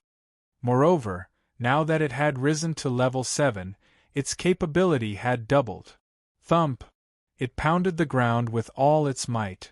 In front of the screen, Priest Wu's eyes popped. He was worried sick. Feng Wu. Get out now. You're going to die. You really are. That's a level 7 spiritual grandmaster magical beast. Priest Wu shouted in Feng Wu's mind. Feng Wu drew in a breath. She couldn't afford the distraction anymore. Then, she removed the headband given by Imperial College. Squeak. Priest Wu realized that although he could still see Feng Wu, he could no longer hear her voice. That was to say, she wouldn't be able to hear him either. Priest Wu was astonished. What on earth was the girl going to do? Priest Wu was exasperated, but he couldn't just drag Feng Wu out through the screen. All he could do now was stare at the screen nervously. Back in the snowfield, Feng Wu was hiding under a snowdrift. No matter where she hid, the ice fire beast seemed to be able to sense her in advance. It pounded on the ground continuously. And it was a level 7 spiritual grandmaster. Each blow created a 10m crater in the ground. And Feng Wu tried her best to dodge every time. She was able to narrowly get out of harm's way. Over and over again. Cold sweat rolled down Feng Wu's forehead as time went by. If one looked closely, they would notice that her face had turned ghastly pale.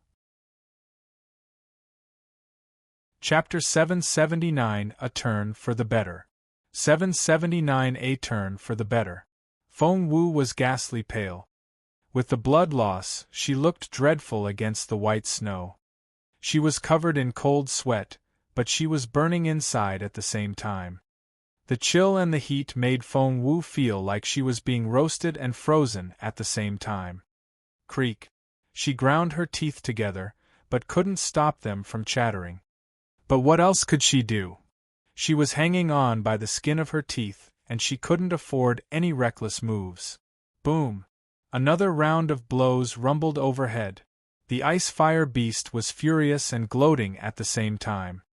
As a matter of fact, if it exerted all its power, it would have caught Feng Wu already. However, the beast had grown proud after its breakthrough, and it was showing off its capability. Right now, it acted like a cat playing with a mouse. It was going to taunt Feng Wu and scare her before dealing the final blow. Boom! There was another round of pounding over Feng Wu's head. As time went by, Feng Wu grew weaker and she felt dizzy. Her vision was going dark. It hurt. Feng Wu felt as if she had been torn in half. One side was cold and the other hot. She felt hot inside and cold outside. Cold sweat and hot sweat was coming out of her pores at the same time. It hurt. Boom! Another round of pounding. This time, Feng Wu had no strength left to dodge, and she had to take the assault with her own body.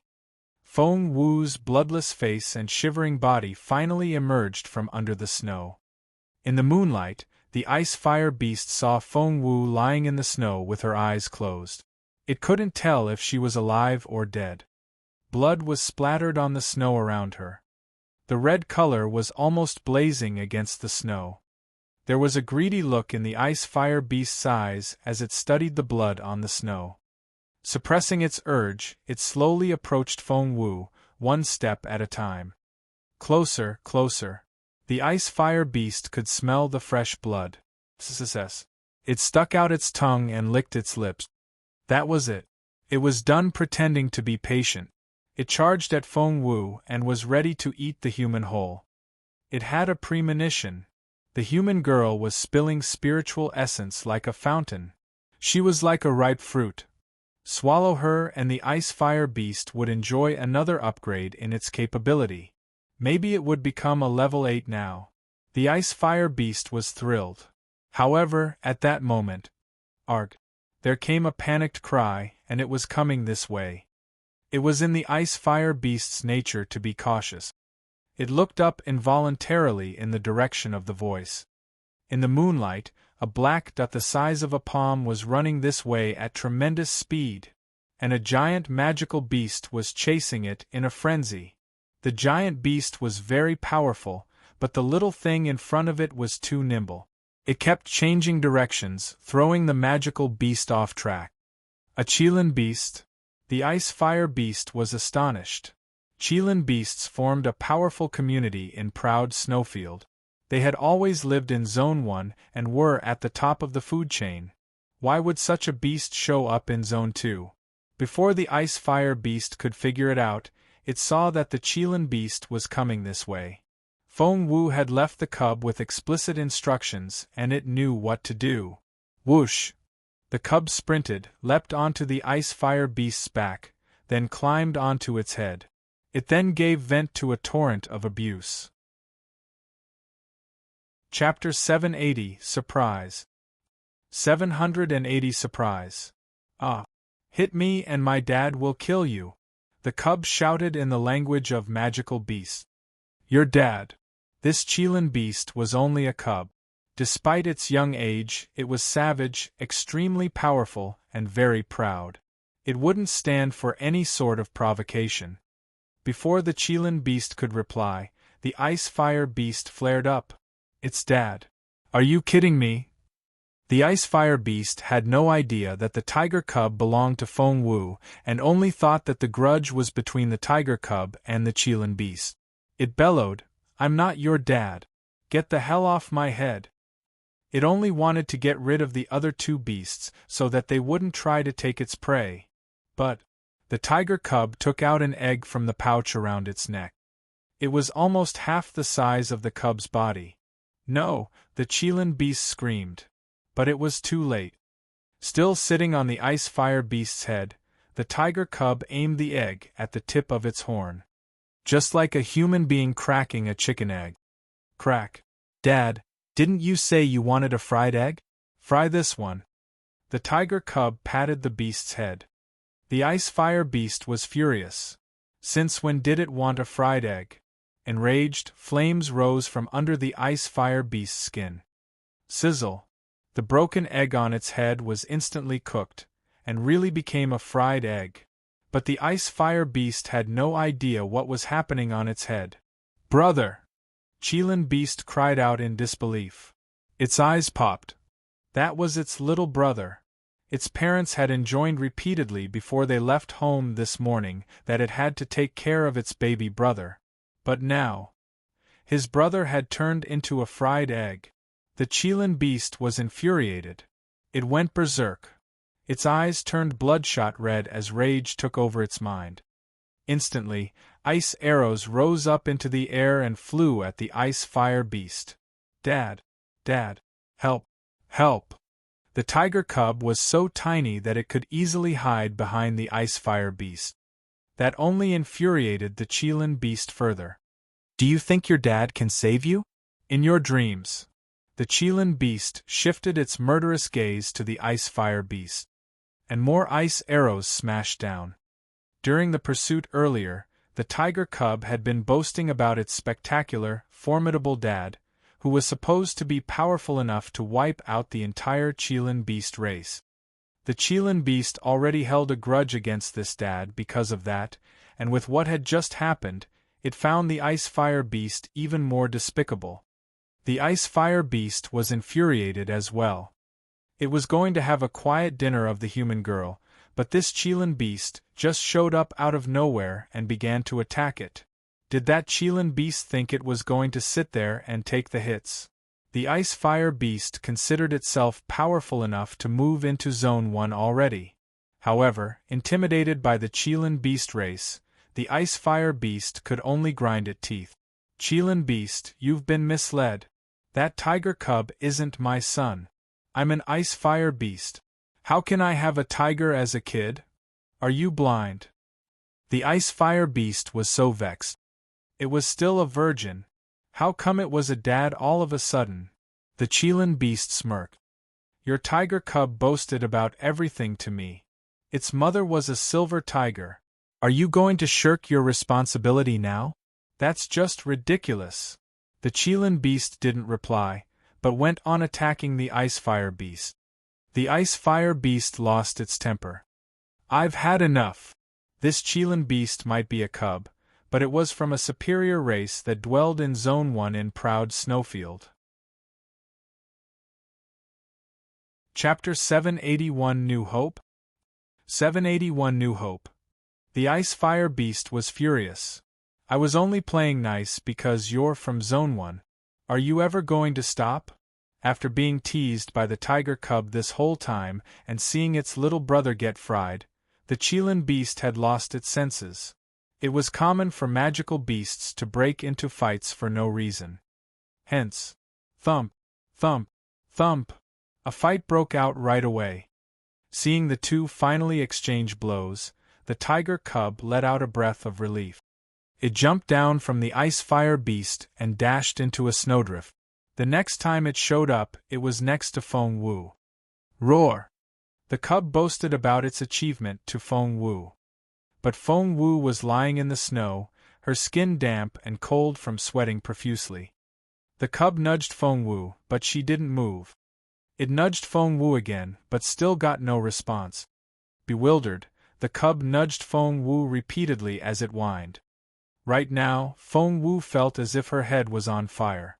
The fire then spread out and grew bigger. The fire spread from inside out and threatened to burn Feng Wu into ashes. The cub was worried sick. What should it do? The Qilin beast and the ice fire beast were fighting a short distance away. The wind picked up the loose snow from the ground and threw it into the air, along with some blood. The air itself smelled of danger.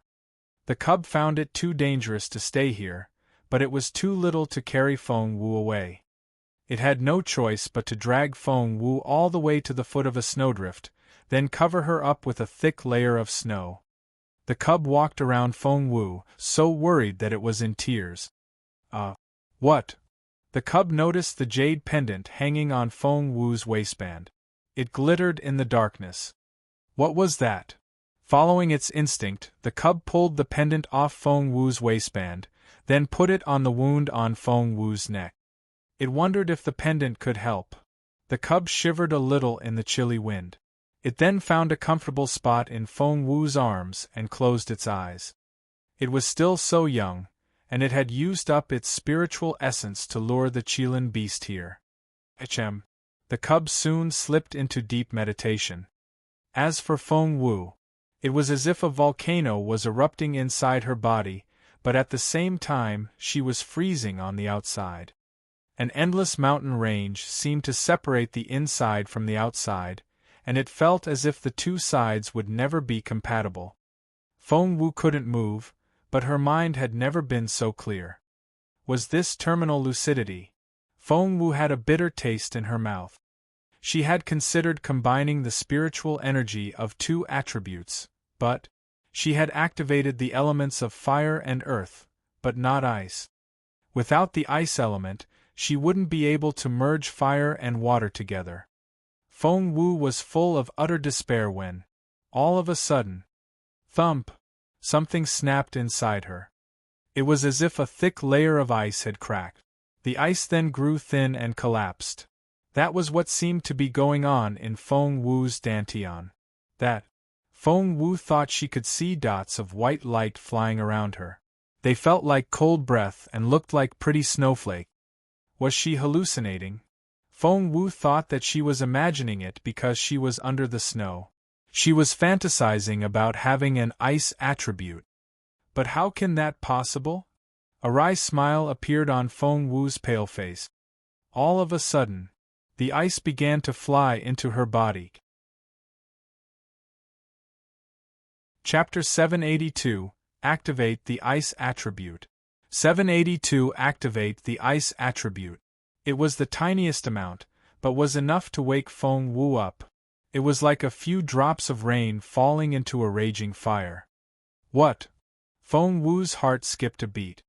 What did that mean?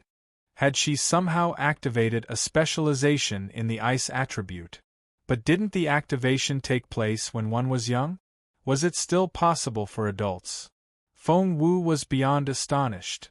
She was so weak that she almost passed out from the excitement. After taking 3 deep breaths, Feng Wu was finally able to gather some strength. With much difficulty, she sat up, then took out a crystal ball from her ring. It was used to examine one's spiritual essence. She pressed a palm to the crystal ball. Immediately, 3 colors appeared in it. The fire attribute took up the biggest section, followed by the earth attribute. Between the red and the brown was a bluish-white belt. It hadn't been there before. Feng Wu's stomach lurched, and she felt a burst of pleasant surprise. The water attribute was blue in color, which made that bluish-white belt the ice attribute. Feng Wu was so excited. Normally, one had to work on their water attribute until they reached a certain stage before the ice attribute could be derived from it. But now, she had somehow activated the ice attribute directly. Feng Wu had to take a few deep breaths to absorb the good news. Holy shit! Talk about a blessing in disguise. The narrow escape from death was only a small price to pay in exchange for what she had gained. Taking another deep breath, Feng Wu activated her spiritual essence, directing the ice element into her body. Feng Wu was exceptionally lucky. Any other day, she wouldn't have so much ice attribute energy to use. But now, she was in the middle of Proud Snowfield, and was surrounded by an endless supply of ice.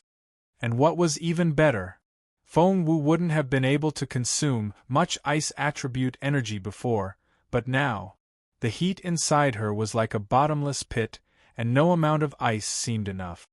It would be such a waste if Feng Wu didn't make good use of this opportunity. Without hesitation, Feng Wu sat up with much difficulty. The slightest move caused such excruciating pain, and she almost stopped breathing, but she still managed to sit up with her legs crossed. It took her several minutes just to get into position. Sweat covered her forehead. Crack. A noise made Feng Wu lower her head involuntarily. She noticed the jade pendant. It had been on her neck, sticking to the wound where the ice-fire beast had bitten her. The cool jade wasn't freezing to the touch. Wait. Feng Wu spotted a crack on the pendant. It was a bluish-white color.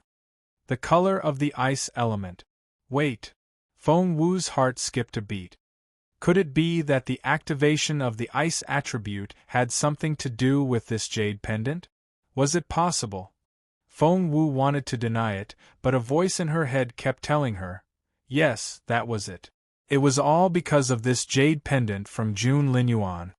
Shaking her head, Feng Wu stuffed the pendant back into her pocket. That could wait. Her top priority now was to absorb the ice attribute energy. Sitting still, Feng Wu activated her spiritual essence, gradually taking in the ice attribute energy through her skin, blood circulation, breathing. Feng Wu felt as if she had been split into two halves. She was hot inside and cold on the outside.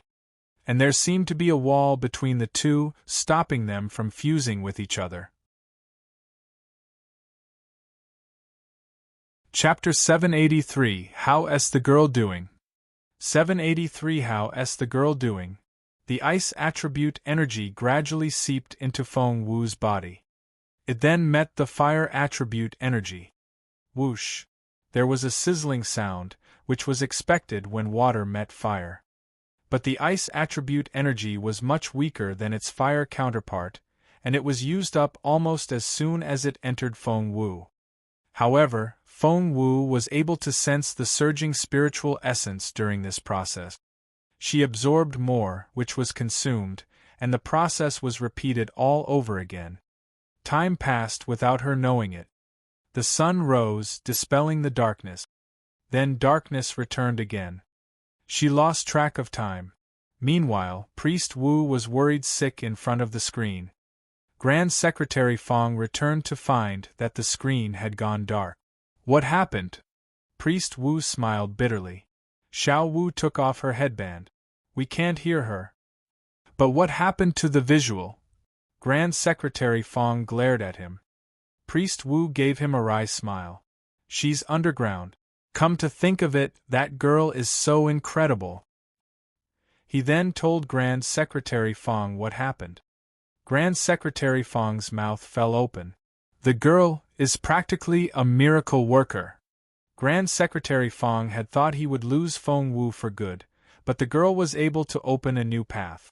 She had instructed the tiger cub to lure a Qilin beast to her location before instigating a fight between the two beasts, which was still ongoing. From the bait to the actual fight, so many things could have gone wrong and every step could have led to a complete failure. But Feng Wu had done it. That tiger cub is an awesome little thing, too. Grand Secretary Feng shook his head with a wry smile. It had been sleeping in Feng Wu's pocket all this time, and no one knew it could be such a great help in a critical moment like this. By the way, what did His Majesty say? Priest Wu asked. Grand Secretary Feng shook his head. The entrance of Proud Snowfield has closed and a lot of work will be involved if we want to open it again before the tryout ends. His Majesty is working on it. He then checked the screen on the left for the current rankings.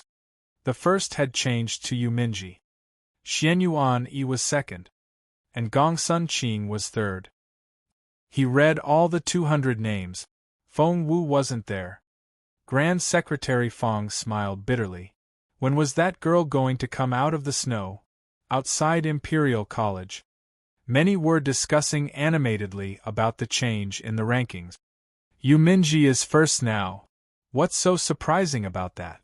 Where else should the sacred sun be? Princess Mu Yaoyao fell out of the rankings the other day for some unknown reason, but she's making her way back up. She's already 10th. Speaking of which, Miss Gongsun is so impressive. She fell out of the first 200 the other day, but she's already third now. That Feng Wu, on the other hand, never made it into the rankings. It seems she's really a good-for-nothing. Of course she is. She's always been a cripple. No one expected otherwise. Hey, do you know Duan Chaoga, that friend of Feng Wu's? What do you think? She's like Feng Wu's most loyal minion. Look, Duan Chaoga is 7th. Wow. That's really something. Duan Chaoga is 7th and Feng Wu isn't even in the first 200. If Duan Chaoga makes it into Imperial College, and Feng Wu doesn't, oh God, Feng Wu will be so mad.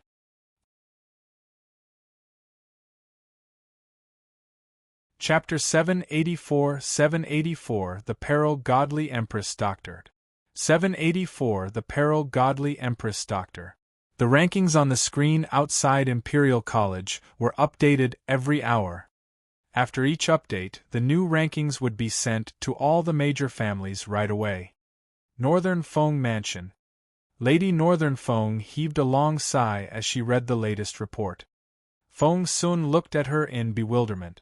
Mother, what was that for? Lady Northern Feng said, What do you think? I'm worried about your sister. If you ask me, she should never have taken part in that tryout in the first place. One should always work at what they're good at and avoid their weak points.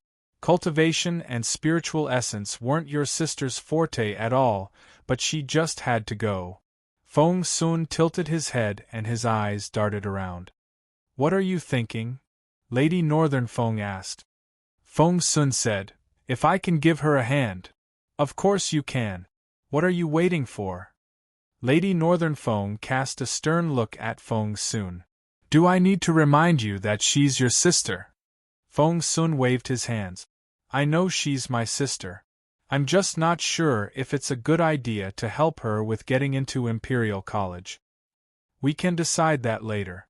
Just help her now. Lady Northern Feng pounded her fist on the table. Feng Sun nodded.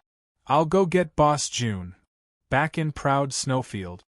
While Feng Wu hid underground, the Qilin Beast and the Ice Fire Beast tore at each other's throat. The fierce battle had attracted a lot of the candidates' attention. For the first time in days, smoke rose from the snowfield. After a few days of searching, more candidates had found each other. Right now, teams had formed in Proud Snowfield. Yuminji had entered the central area as soon as the tryout started and no one had spotted him since. Hence, the most capable team at the moment was built around Xianyuan Yi. The team members included Xianyuan Yi, Fang Hai, Luo Zhen, and some other candidates, including Mu Yaoyao. And the second team was led by Gongsun Qing. Shi Xian, Tao Shuang, Yin Yi, and Du Jian were among the members. Ning Chensi had his own team as well. Word is there's a battle in Zone 2, and a fierce one. I'd love to go have a look. Are you sure? I don't think we're capable enough to go there yet. How about we join hands and go in together? Many agreed to the idea. In the end, dozens of candidates formed new teams and headed for Zone 2. Feng Wu had no idea of the approaching newcomers. Right now, she was still hiding under the snow. Once the ice attribute energy entered her dantian, it was transformed into spiritual essence and circulated around her body. Her focus at the moment was solely on her cultivation. The ice attribute energy kept seeping in before running through her channels in the form of spiritual essence. It was an addition to the fire attribute energy. As the ice attribute energy worked its way in, Feng Wu could sense her body being enhanced. And, to her excitement, the two kinds of energy began to merge. No matter how much ice attribute energy entered her body, it would be melted down. Feng Wu had brought some spiritual stones with her. Whenever her spiritual essence ran out, she would draw on the top-grade spiritual stones. Luckily, she had dug out quite a few spiritual stones from underneath the Fang Manor. They were all stored in her ring. 1, 2, 3. Once the spiritual stones were drained of spiritual essence, they turned to ash, which Feng Wu would scatter on the ground. Absorb the ice attribute energy, work it into her body, and turn it into spiritual essence. Chapter 785 Out of Danger. 785 Out of Danger. The spiritual essence would then merge with the fire attribute energy. Feng Wu would then draw on the top-grade spiritual stones to recover before starting the process again. The cycle went on and on. Although she didn't make any progress in her cultivation level, Feng Wu was getting stronger with this cultivation cycle. Time crawled by. Feng Wu stopped her cultivation when she sensed that she had attained perfection at her current level. Slowly, she opened her eyes. The debilitating feeling was gone. She was back to normal. She had finally consolidated her foundation, which had been a little shaky lately with how fast she was making progress. Feng Wu rubbed Feng Tutu in her pocket. Thanks to this little guy, who had lured that Qilin beast here at the critical moment, she was still alive. Brushing the snow away, Feng Wu saw daylight again. After spending days in the dark, the white snow stung her eyes a little. Feng Wu raised a hand to shield her eyes from the light. She only put her hand down after she got used to the light outside again. It was a mess in the snowfield. The ice-fire beast was lying in a pool of blood. Its chest had been slashed open and its entrails were everywhere, making for a gory scene. But it wasn't dead yet. It was staring at Feng Wu. It could no longer pose a threat. Instead, the light in its eyes was fading. Feng Wu then checked the other side.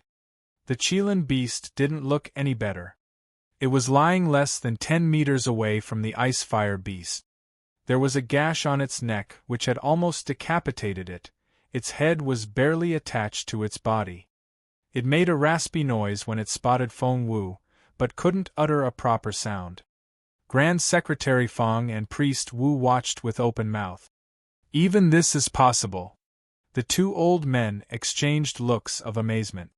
She had lured the Qilin beast over and hidden in the snow, and was now coming up to clear the mess afterward. By clearing up the mess, Feng Wu crouched down, took out a dagger and whoosh! She cut a horn off the ice-fire beast's head. Arg! The ice-fire beast screamed and glared at Feng Wu. These cruel, despicable human beings. Feng Wu smiled a little. Are you accusing me of being cruel and despicable? Well, it's the law of the jungle. After that, she raised the blade and cut off the remaining horn. There were 2 horns on the ice-fire beast's head, known as the Fire Dragon Horn and the Ice Dragon Horn respectively. They contained all the beast's achievements in cultivation. Feng Wu specialized in both the ice and fire attributes, and the 2 horns would benefit her greatly. You'll die without ice attribute energy. Mwahaha! The ice-fire beast glowered at Feng Wu. Blue veins popped on its forehead and its face was twisted with rage. Feng Wu raised a hand and a ball of fire appeared on her palm. The ice-fire beast watched in bewilderment. However, to its amazement, it saw the ball of fire then become encased in an ice cube. The cube wrapped around the fire like a protective lampshade.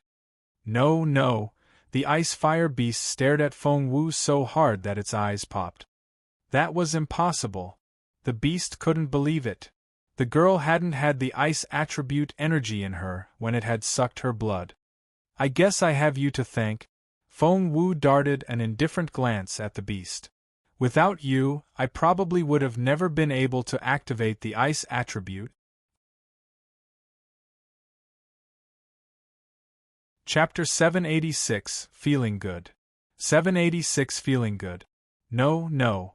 The ice-fire beast glared at Feng Wu and wouldn't look away. It shook its head repeatedly. Blood poured out of the holes where the horns used to be. The ice-fire beast spat out a mouthful of blood, convulsed violently, and died. It refused to close its eyes. It was still staring at Feng Wu with a twisted face in its very last moment. In front of the screen, Grand Secretary Feng and Priest Wu exchanged amazed looks yet again.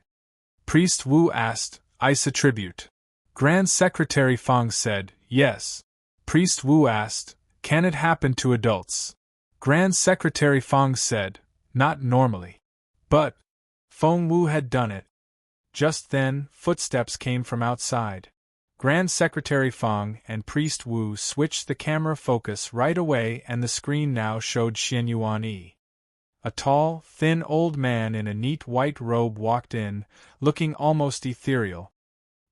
He greeted Grand Secretary Fang with a smile as soon as he entered the room. "Mr. Fang, have you been here every day?" It was the elderly head of the Xian Yuan family and one of the 7 members of the Education Board, Xian Yuan Kuan. "I have." Grand Secretary Fang nodded, then gestured at Xian Yuan Kuan to sit down. Seeing his grandson on the screen, Xian Yuan Kuan smiled even more cheerfully. "Have you been observing Yi?" Grand Secretary Fang nodded. "Xian Yuan Yi has been quite impressive." Xian Yuan Kuan gloated, which didn't match his otherworldly demeanor. Stroking his goatee, he feigned a look of resignation. Not impressive enough, apparently. He's still second. What a pity. Priest Wu rubbed his chin. Not necessarily. Xian Yuan Kuan looked as if he was confused. How so? Priest Wu cursed the cunning old man in his head. The old fox was doing this on purpose. However, he still answered the question. The sacred son might be first in the physical tryout, but he did very poorly in the written exam. We can't say for sure that he'll be first. Xian Yuan Kuan rubbed his chin as if he was lost in thought, but his eyes flickered. He then waved his hand. No, that can't be. The sacred son is as famous as His Royal Highness. There's no way my heir will be able to surpass him. Priest Wu vented his sarcasm inwardly. If that's the case, cut the crap already. However, in order to keep Xian Yuan Kuan's attention away from Feng Wu, Priest Wu had to find every excuse to compare Xian Yuan Yi with Yuminji. Of course it's possible. Anything is possible. We'll never know before the final results are out. Priest Wu gave a double-edged reply. In fact, Priest Wu found Feng Wu much more promising than Xian Yuan Yi.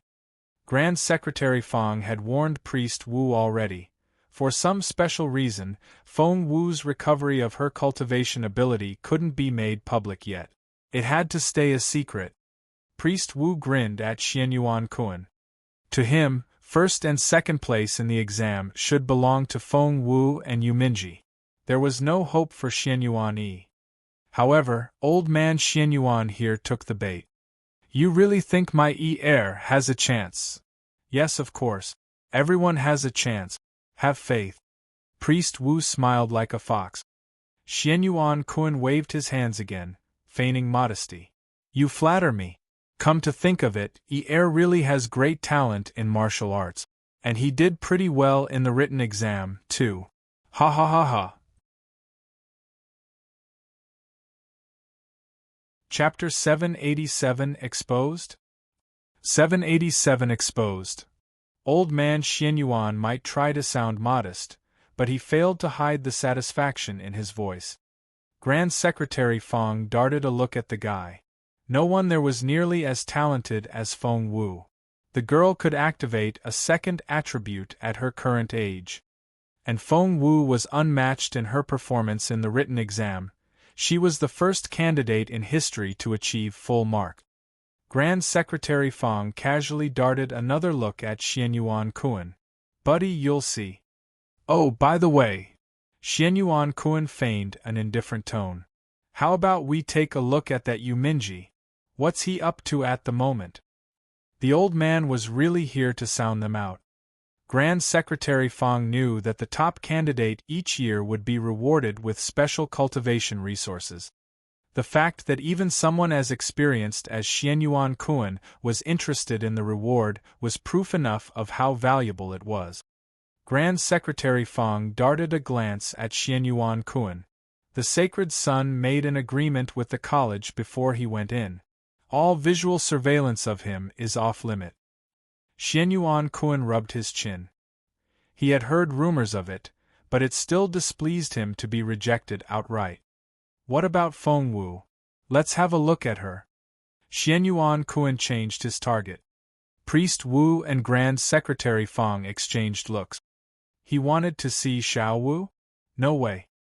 The girl was taking her reward from that ice-fire beast even as they were speaking. If Xianyuan Kuan saw it, he would be alarmed and would probably keep an eye on Feng Wu from now on.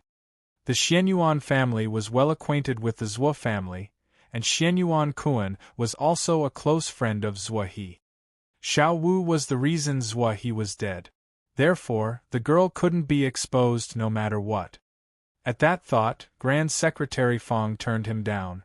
That girl has long lost her cultivation ability, and she's not even in the first 200. Why do you want to look at what she's doing? Priest Wu chimed in, and she's a girl, and could be swimming or taking a bath as we speak. That's highly inappropriate for us old men to watch. You old bat! Embarrassed, Xianyuan Kuan tried to make an excuse. I'm curious, that's all. No, you're not. You're worried that Feng Wu will threaten Xianyuan Yi's ranking. Are you serious? The girl isn't even in the first 200. Forget it.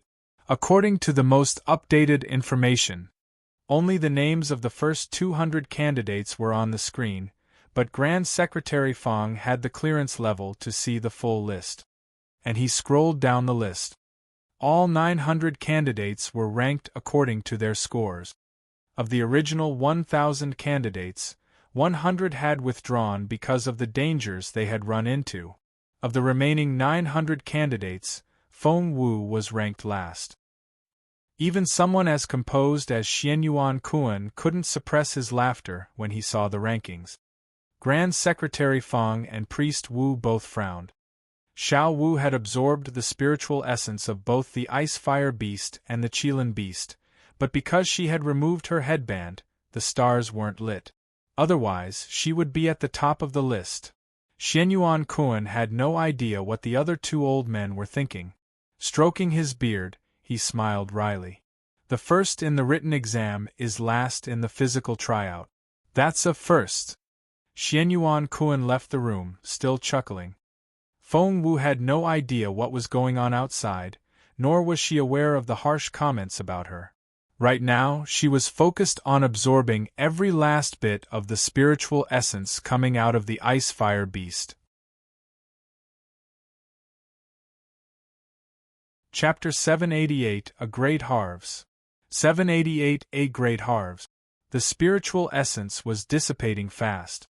If Feng Wu didn't act quickly enough, it would soon disappear into thin air. Therefore, Feng Wu woke the cub and little phoenix up, and got them to absorb the spiritual essence along with her. The girl, the cub, and the bird formed a triangle around the ice-fire beast and feasted on the spiritual essence, and they didn't stop until it ran out 15 minutes later. After that, Feng Wu turned to that Qilin beast. With its head barely attached to its body, the beast stared at the tiger cub with a despairing look in its eyes. This cub was the culprit in this whole thing. The tiger cub had lured the Qilin beast out and instigated a fight between the two beasts. Then, "It wasn't your dad." Seeing that the tiger cub was very close to the human girl and that it was even absorbing the ice-fire beast's spiritual essence, the Qilin beast finally realized what had happened. It stammered out those words in broken beast language, feeling utterly betrayed. The tiger cub looked back at the Qilin beast with an innocent look in its eyes and shook its head. Of course not. The Qilin beast was shocked. So, it had been tricked by this abominable tiger cub. It wanted to cut the cub into pieces. Its gaze then shifted from the cub to Feng Wu. Her blood smelled so good. Staring at Feng Wu with a greedy look in its eyes, the Qilin beast said to the cub in a matter-of-fact tone, "You do me a favor." The cub looked at it in bewilderment. The Qilin beast swallowed in pain, then stared at Feng Wu. "Kill her and give her blood to me." Instinct made the Qilin beast struggle for its life. Somehow, it knew that it would survive if it could eat the human girl. Had it known better, had it known that the human girl was hiding in the snow, it would have shared the girl with that ice-fire beast. She would have been dead by now. Feng Wu recognized the murderous look in the Qilin beast's eyes. What is it saying? Feng Wu didn't understand the language. It said, "Kill you, drink your blood." While the cub was still gesturing with its paws, Little Phoenix, who was the more intelligent one, translated for Feng Wu. And, if it knew that you were hiding in the snow, it wouldn't have fought with the ice-fire beast. It would have shared you with the ice-fire beast and they could eat you together. Little Phoenix broke the cruel news to Feng Wu. Feng Wu was speechless. Luckily, the cub had dragged her into a pit, or she would have been eaten up by now. Feng Wu went up to the Qilin beast, crouched down, and stared at it coldly. I didn't mean to get you involved, and I was sorry that you almost got decapitated. I was going to treat your wound. The beast might be beyond saving for other doctors, but not Feng Wu. She could have saved this Qilin beast cub, but your worst decision was to express your will to kill me at this moment. Feng Wu looked into the Qilin beast's pleading yet angry and agitated eyes. I know you're pissed and you may even promise not to kill me afterward, but, Feng Wu smiled. I know the story of the farmer and the snake. You. The Qilin beast spoke its own language, but it could understand what Feng Wu was saying.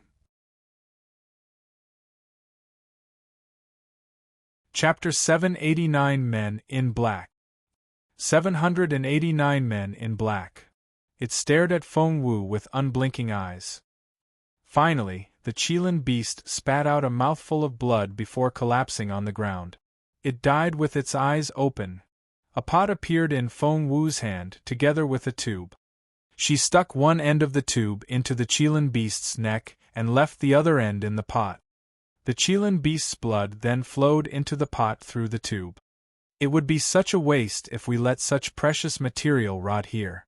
Once the tube was set, Feng Wu found a flat area to put the pot down, then beckoned Little Phoenix and the cub over to absorb the spiritual essence of the Qilin beast.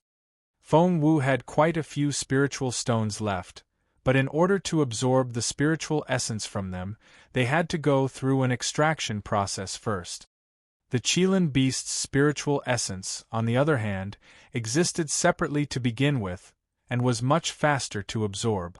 It was efficient and much less wasteful. If Grand Secretary Feng and Priest Wu hadn't stopped Xianyuan Kun earlier and had let the guy switch the camera focus back to Feng Wu, this would be what they would have seen. All would be exposed if that happened. They drained the Qilin beast of all its spiritual essence in 15 minutes. Little Phoenix and the cub both fell asleep. Feng Wu knew that both would be able to make another breakthrough after they woke up, and they would be incredible. Feng Wu smiled at that thought. With a wave of her hand, she put the two pets away in her ring.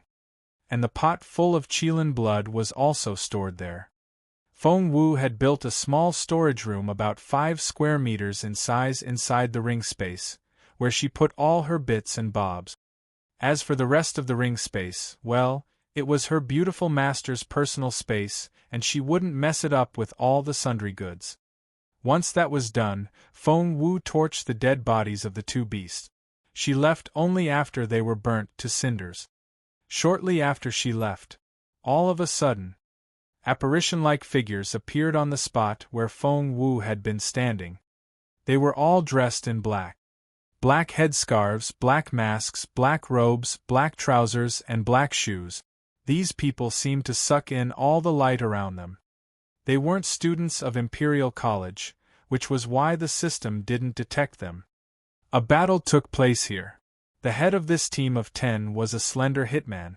Staring at the embers, he frowned a little. The battle was between two magical beasts, but I see signs of Feng Wu. A short man went down on all fours and snuffled loudly in the snow. He followed the scent and headed all the way toward a pile of snow. Before long, he began to dig into the ground until he reached a hole. Feng Wu was hiding here earlier. This team of men in black uniforms were professionals. Both their tones and their movements sent chills down one's spine. It was as if they weren't talking about a real person, but a corpse. Feng Wu, who was walking in a valley, sneezed all of a sudden. Achoo! She rubbed her nose. Was someone talking about her behind her back? Back to the other side. The lanky team leader looked down at the short member. 10. Are you sure? Yes, Captain.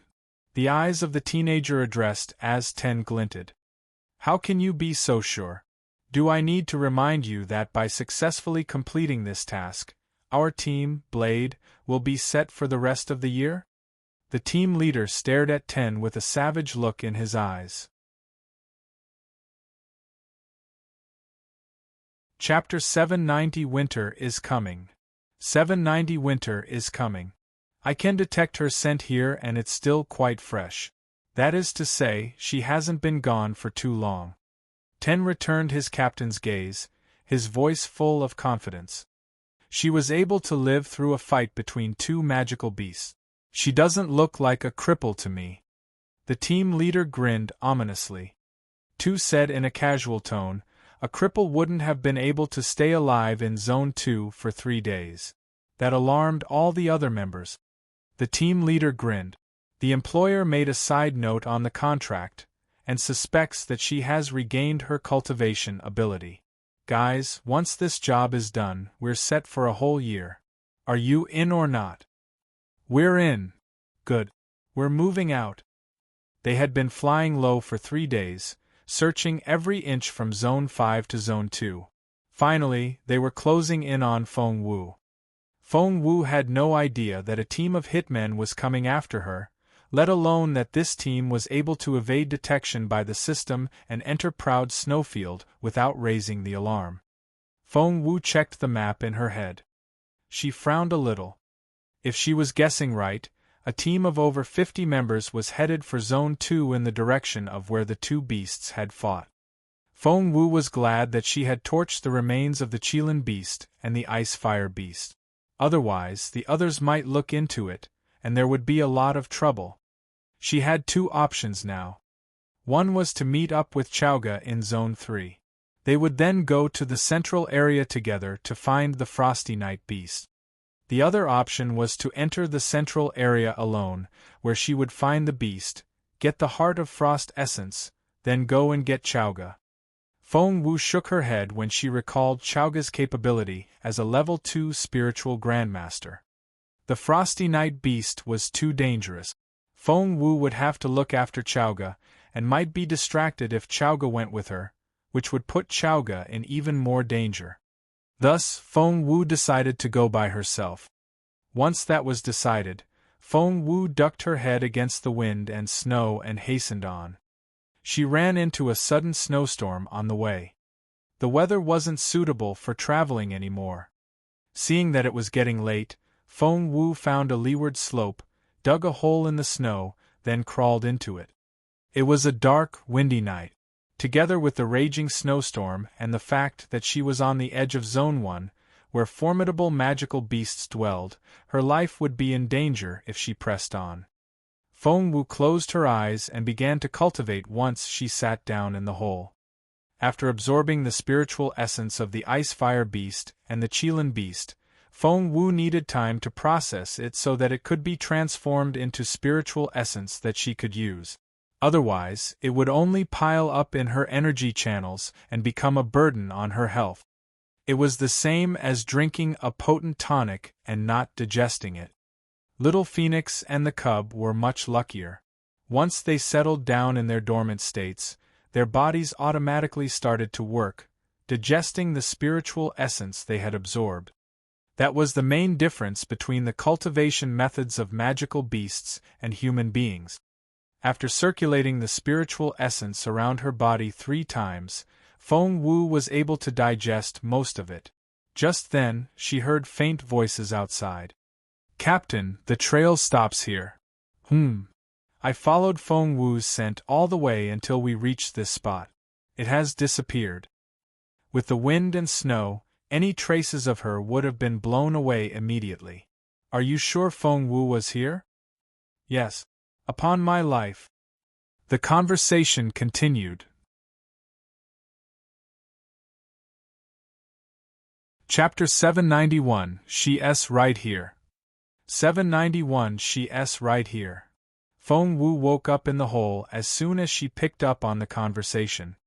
Someone was hunting her down? And they had followed her here? What was going on? Wait. 10 let out a soft cry. What? I think. I caught Feng Wu's scent again.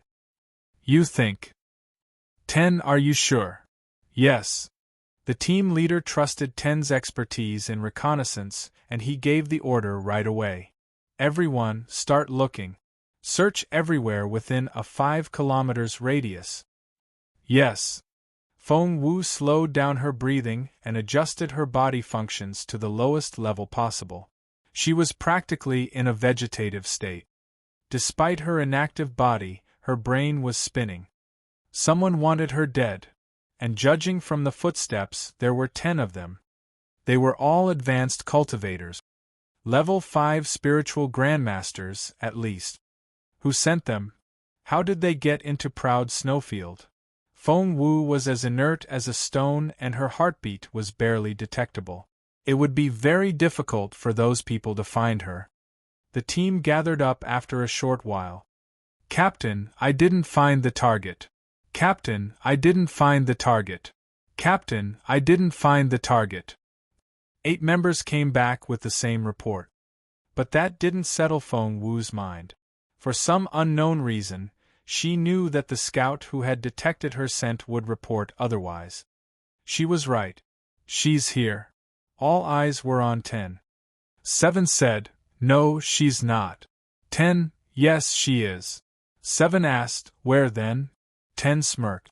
You're practically looking at her. The others stared at 10.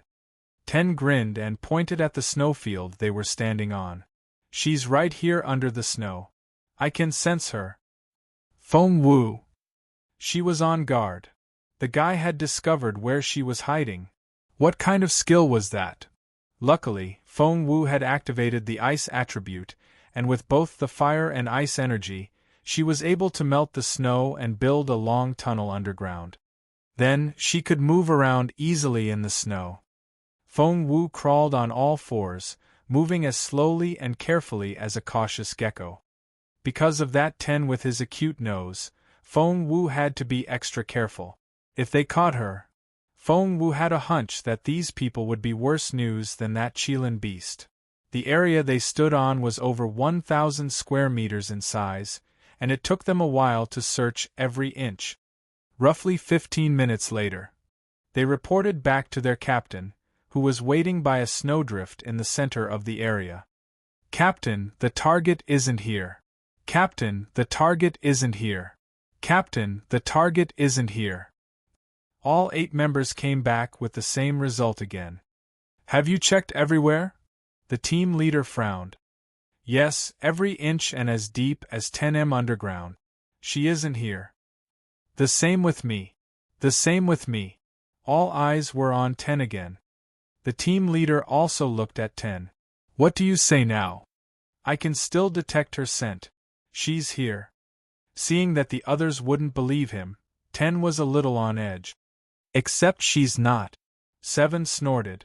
Apart from pits, tunnels, and water, the only thing underground is snow. Yes, that's what I found too.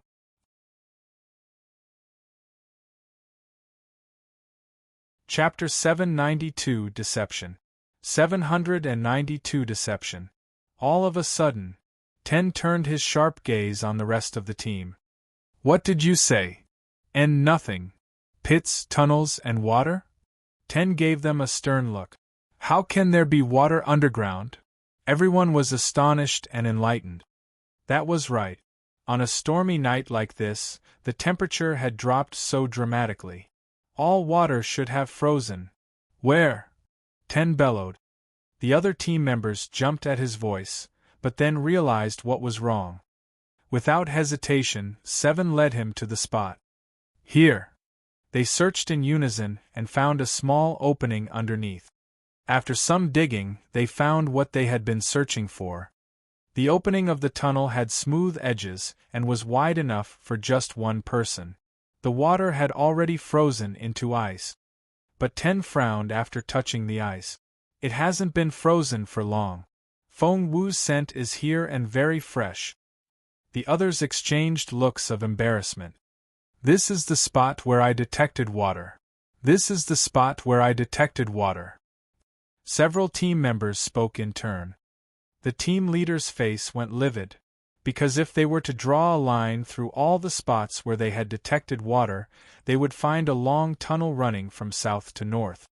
Still unconvinced, the team leader went up to one of the spots and dug down. And there really was a tunnel. Feng Wu was right here. 10 stared at the snowdrift in the center of the area. And they had been talking by it. That was to say, Feng Wu had heard everything they said.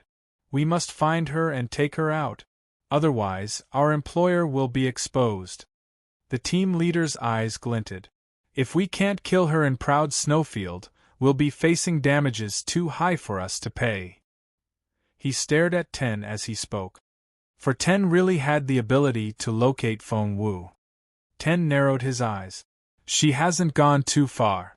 Move. The team set off as soon as they could. With the tunnel made from her fire and ice energy, Feng Wu was able to get away from the area. Once she was over a kilometer away, she jumped out of the snow and began to run. Luckily, under the cover of night and the snowstorm, visibility was very poor. One couldn't see a thing a kilometer away. Once she was out of the tunnel, Feng Wu quickly erased all her tracks before running in the direction of Zone 1.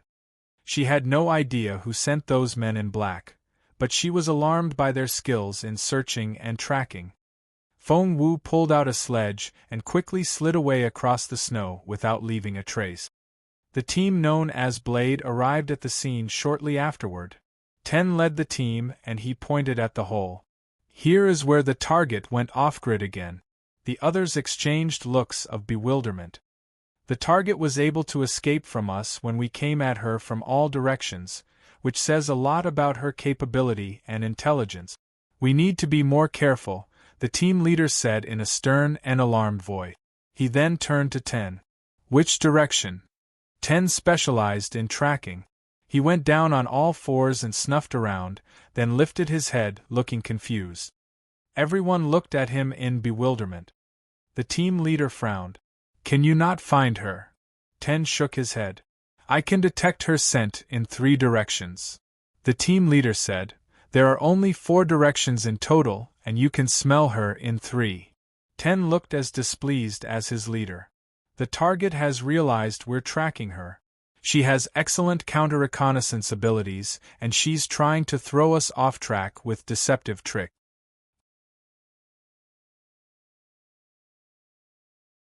Chapter 793 Ambush. 793 Ambush. Feng Wu moved swiftly in the snowstorm and headed directly for Zone 1. She had indeed split her tracks into 3. Little Phoenix, the cub, and she herself were running in 3 different directions. Both pets had been smeared with her blood, making sure that 10 could smell her scent. She was right. The team leader stared at 10. Which one? 10 closed his eyes to heighten his senses, but shook his head in the end. I can't say for sure. Which direction is the most likely, then? North. Good. The team leader narrowed his eyes and made a decision. 2, 5, 10, you 3 follow me to the north. 3, 6, 9 to the south. 4, 7, 8 to the west. Once the tasks were assigned, Blade moved out. They ran into the snowstorm after their target. 10 grew more certain as they moved on. The target is in this direction. The team leader was elated. Good.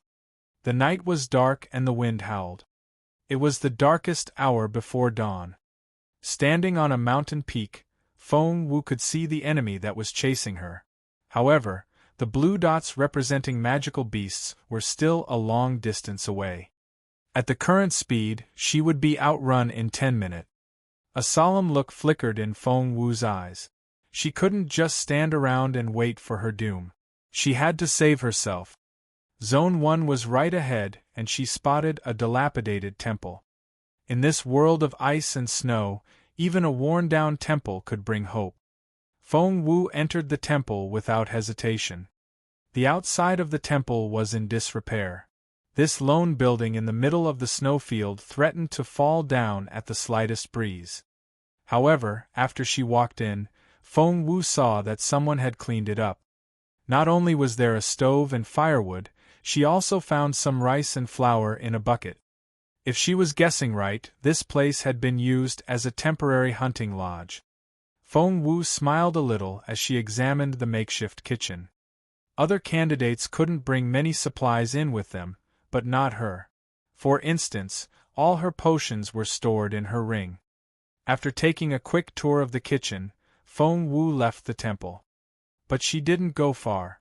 Instead, she lay in wait under a snowdrift a few steps away from the temple.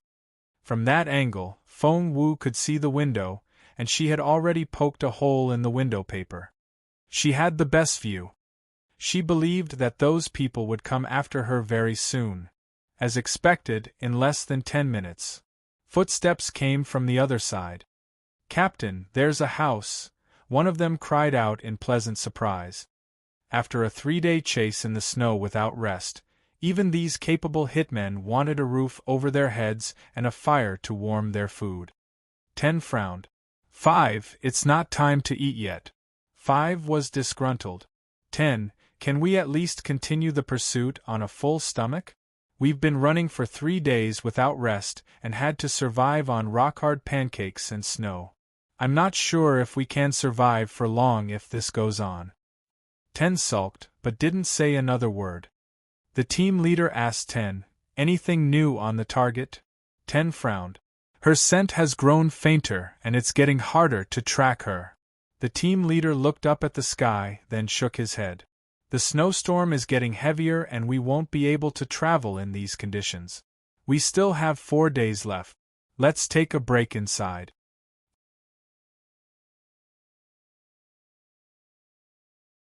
Chapter 794, A Perfect Plan. 794 A Perfect Plan. The captain had spoken and the rest of them had to obey. Moreover, everyone except for 10 wanted to get some rest inside. Hiding in the snow pit, Feng Wu watched as the men entered the temple. Only then did she let out a breath of relief. She had held her breath in order to avoid being detected by 10. Looking at the closed door and the orange flames through the window, Feng Wu smiled a little. She rejoiced at her good luck. Luckily, she had cleaned up all her wounds and changed into new clothes, or 10 might actually have caught her scent just then. Feng Wu was almost sure that her blood was the reason that 10 had been able to track her. Inside. They saw the inside of the temple after the fire was lit. Not only was there a bedroom, the place came with a kitchen as well. And there was rice, flour, and firewood.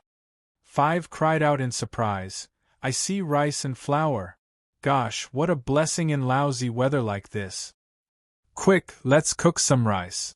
2's eyes lit up. I think I saw some cured meat hanging on the wall on our way in. Meat! All eyes widened at the mention of meat, and they reminded one of the eyes of hungry wolves. Ever since entering this terrain, they had survived on pancakes harder than rocks and colder than ice. They thought they were going to chew their teeth off. The thought of meat was most wonderful. I'll go get it. 5 rose to his feet in excitement. 10 wanted to go, but 2 stopped him. Let 5 do it. He's looking forward to it. 10 frowned. We're in the middle of nowhere and there's firewood and rice in a dilapidated temple? Don't you find that strange? The team leader shook his head. I've checked. The dust here suggests that no one has set foot in here for at least a month. Don't worry. 10 frowned. Something was nagging at him. He headed out. Where are you going? The team leader shouted after him. I'll take a walk outside. Maybe I'll find some leads. 10 then left the temple and headed north. The team leader shook his head. That guy is way too careful. 2 shook his head as well. It's one thing to be cautious, but he's overdoing it. The team leader and 2 used to find cooking a menial job, but they forgot all about that now. One lit the stove while the other put rice into a pot. Both enjoyed what they were doing. Outside, Feng Wu had put the meat there as bait. She was waiting for someone to come and get it. She was ready to kill. Feng Wu had planned to kill 10 first before moving on to the rest of the team one at a time. However, 10 had left and 5 was here instead. Well, 5 would do. as long as she could get close to the team. 5 was reaching for the cured meat when what happened was quicker than words could describe. Feng Wu grabbed 5 by the ankles and pulled him into the pit. Before 5 could make a sound, Feng Wu hit him in an acupoint, which silenced him right away. 5 glared at Feng Wu until she knocked him out with a strike to the back of his neck. Without hesitation, Feng Wu stripped the guy and put on his clothes. Instantly, Feng Wu became the new 5. Fortunately for her, members of Blade all wore masks. All Feng Wu needed to do was make some changes to her movements and her eyes.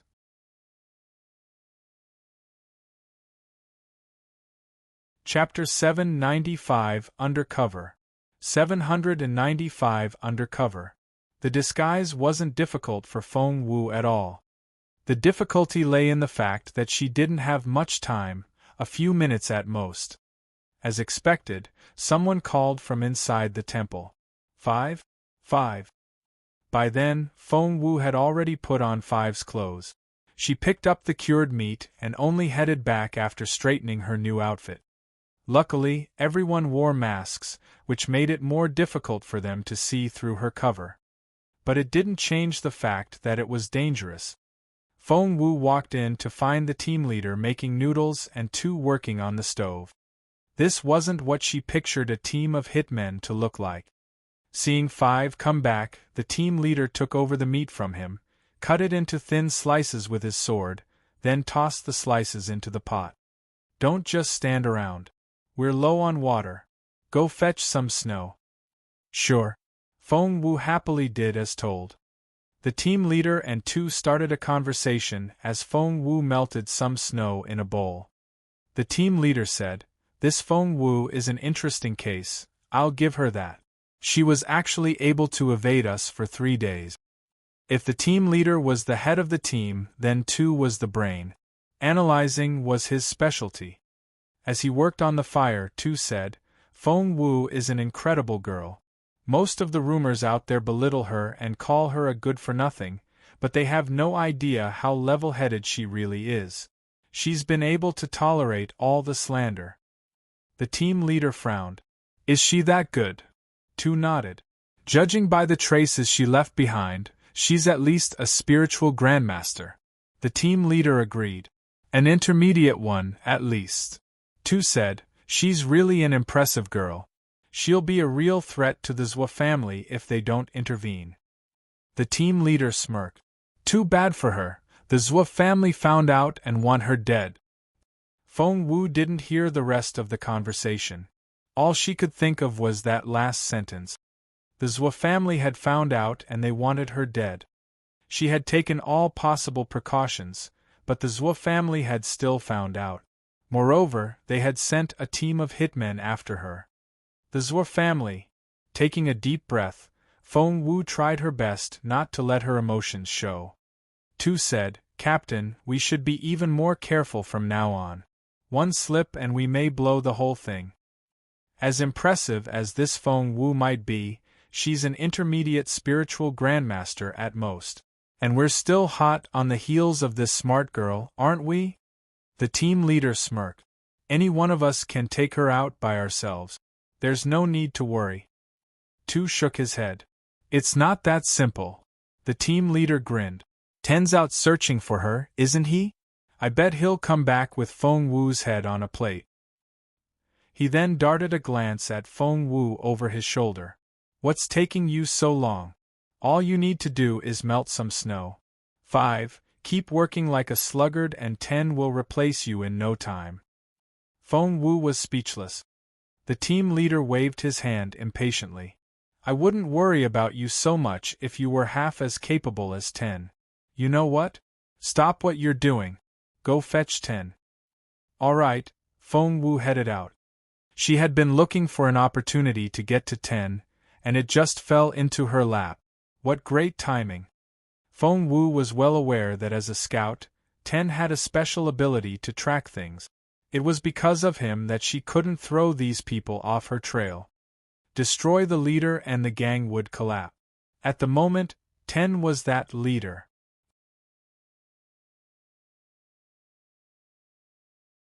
Chapter 796, Feng Wu the Excellent Actress.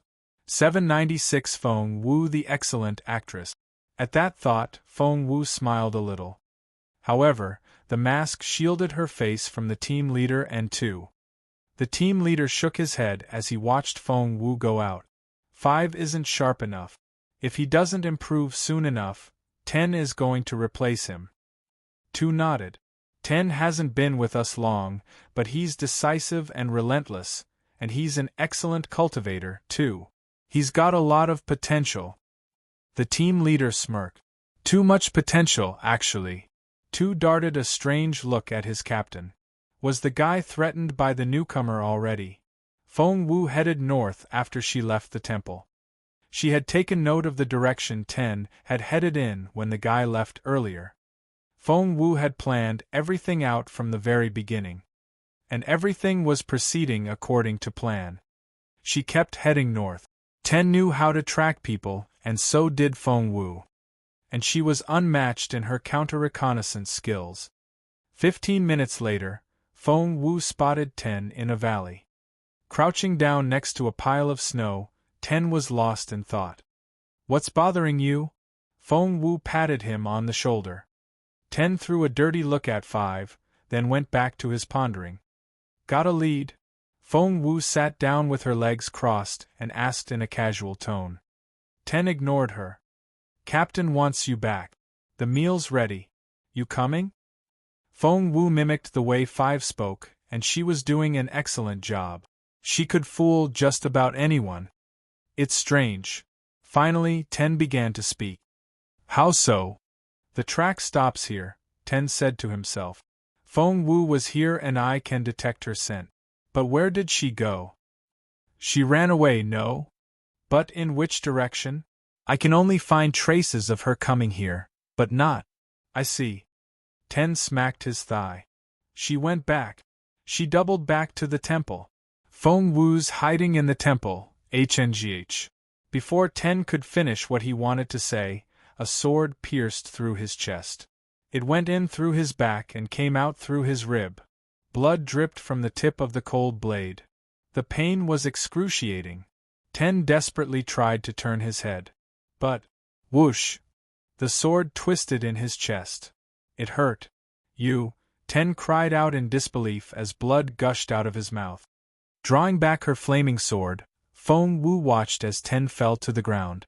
She smiled a little. 10 struggled to speak. Feng Wu. You're very smart. But it's too late for you. Feng Wu darted a glance at him. 10 was overwhelmed with emotions. After searching for Feng Wu for 3 days, he had finally found her among the team members. What would happen to the team now that he was gone? 10 found the idea horrifying. However, there was nothing he could do now. His life had come to an end. Feng Wu darted another look at the dead body, then began to smear 10's blood all over herself. By then, the team leader and 2 had probably finished their meal, so Feng Wu began to run toward the temple. Captain! Captain! Captain! The feigned panic in her voice carried very far in the wind. The team leader and 2 were talking about Feng Wu, and they rushed out as soon as they heard her shouts. Thump! Feng Wu fell to the ground and rolled around in the snow. It looked like she was barely breathing.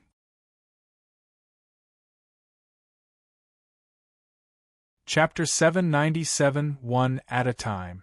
797 One at a Time. The team leader rushed over to 5 with a frown. Feng Wu's acting was very convincing. The team leader was about to check her pulse when she gripped his hand. I'm all right. Go help. 10. Quickly. Her cover would be blown if he checked her pulse now. 10. The team leader's pupils contracted. He then dashed off in the direction Feng Wu had pointed in. He called over his shoulder, 2, look after 5. 2 took Feng Wu's hand after the team leader left. Let me have a look. He immediately realized that something wasn't right. The hand was too smooth and too fair. It looked like a girl's hand. Why would 5? Wait. The idea had only just struck 2 when a dagger was buried in his chest. Thud! The blade pierced his heart and the tip came out of his back. Tu stared at Feng Wu in disbelief. Thump! He struck down at Feng Wu. A dying strike could be lethal. Luckily, Feng Wu was prepared. She had fled the other way as soon as she stabbed the guy. Tu missed his target and his palm landed on the ground. The impact created a deep pit in the ground. By then, Feng Wu had gone round behind Tu, and she kicked him into the pit he had created himself. Thump! Feng Wu pulled out the dagger. The blood was everywhere. You're Feng Wu. Tu was anything but dumb, and he saw the light right away. Feng Wu grinned. Those were Ten's last words too. Ten. Yes, I've killed him too. Feng Wu smiled at him. Feng Wu had nothing against these people, but they were trying to kill her for money. She would be the dead one if she didn't strike first. Tu looked despairing. He had never expected that a simple task like this would get him killed.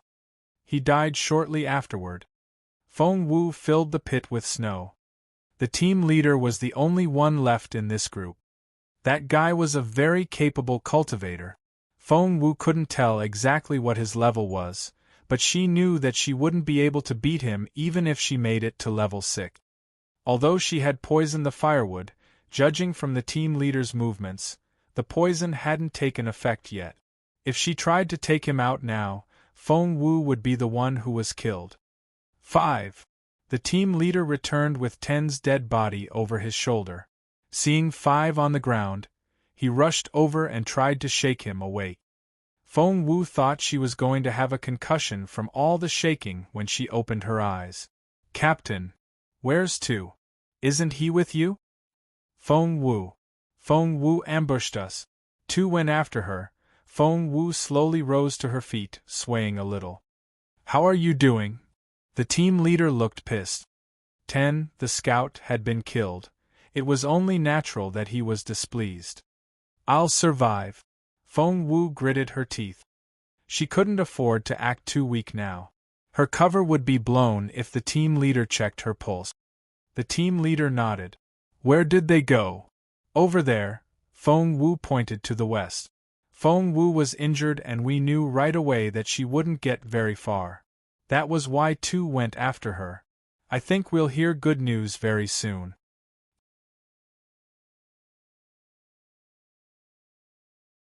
Chapter 798 Gone? 798 Gone. The team leader frowned. Take Ten's body into the temple. I'll go find them. He dashed off after that. Watching the team leader leave, Feng Wu smiled a little. The team leader pursued with caution, but he couldn't see Tu or Feng Wu anywhere. This wasn't right? Wasn't Feng Wu supposed to be badly injured? Catching up with her should be a piece of cake, but where was she? The more he thought about it, the more doubtful he felt. He turned around and headed back. The temple was dead silent and he didn't hear a thing. The team leader walked in to find Ten's body on the ground, but where did 5 go? 5? He called out with a frown. But 5 didn't show, no matter how loud his voice was. That was strange. Meanwhile, Feng Wu was lying in a snow pit, waiting for the poison to take effect. She wouldn't be able to beat the team leader if she confronted him now. Her best option was to stay put and let the poison do its work. But there was one thing Feng Wu hadn't taken into consideration. The team leader was more cautious than she had anticipated. After all, he was the team leader of Blade, which was proof enough of his intelligence. He looked back on what had happened so far, from 10 leaving and 5 searching for the guy, to 10's death and 2's disappearance. Then, something just didn't feel right. What was it? The hands. The team leader swayed a little. There were old scars on 5's hands, but when 5 grabbed his hand and told him what happened to 10, those hands didn't have a mark on them. That wasn't right. When had this feeling started? After 5 went out to fetch the meat. At that thought, the team leader felt all the blood rush to his head and his mind went blank for a second. This was bad, really bad. He forced himself to calm down, then drew out his sword and scanned the entire area around the temple with his spiritual essence. It was a very energy-consuming move, but that was the last thing on his mind. He sensed something abnormal under a pile of snow by the wall. He threw his sword in that direction. Thud! Fueled by spiritual essence, the blade pierced all the way into the snow pile, the hilt included. The team leader grinned grimly. He jumped over to the pile of snow and dragged the person out. Feng Wu. There you are. However, his pupils contracted when he saw the person's face. It wasn't Feng Wu. As the leader of the team, he had seen Five without the mask on. Right now, his sword had pierced Five through the heart. The team leader was speechless. He killed Five. He was completely baffled. Poor man. He couldn't have expected Feng Wu to put Five back into his outfit already. This was way she had only knocked Five out instead of killing him right away. As expected, the team leader walked into the trap. Staring at Five, whom he had killed, the team leader thought he was going to pass out. Five hadn't been replaced? That was to say, he had gotten everything wrong. What was going on here? Feng Wu's interwoven stratagems successfully befuddled the team leader. All of a sudden, he gripped his chest as he felt a throbbing pain in his heart. That was... The team leader's face turned livid. He realized right away that he had been poisoned. Shit. Although he didn't know what it was, he didn't let his guard down. Leaping into the air, he jumped out of the window as swiftly as a swallow. He then dashed off and was soon out of sight. Feng Wu was speechless. You're tuning in to the Phoenix Knights YouTube channel. Don't forget to subscribe and join us on this journey to catch the most captivating stories.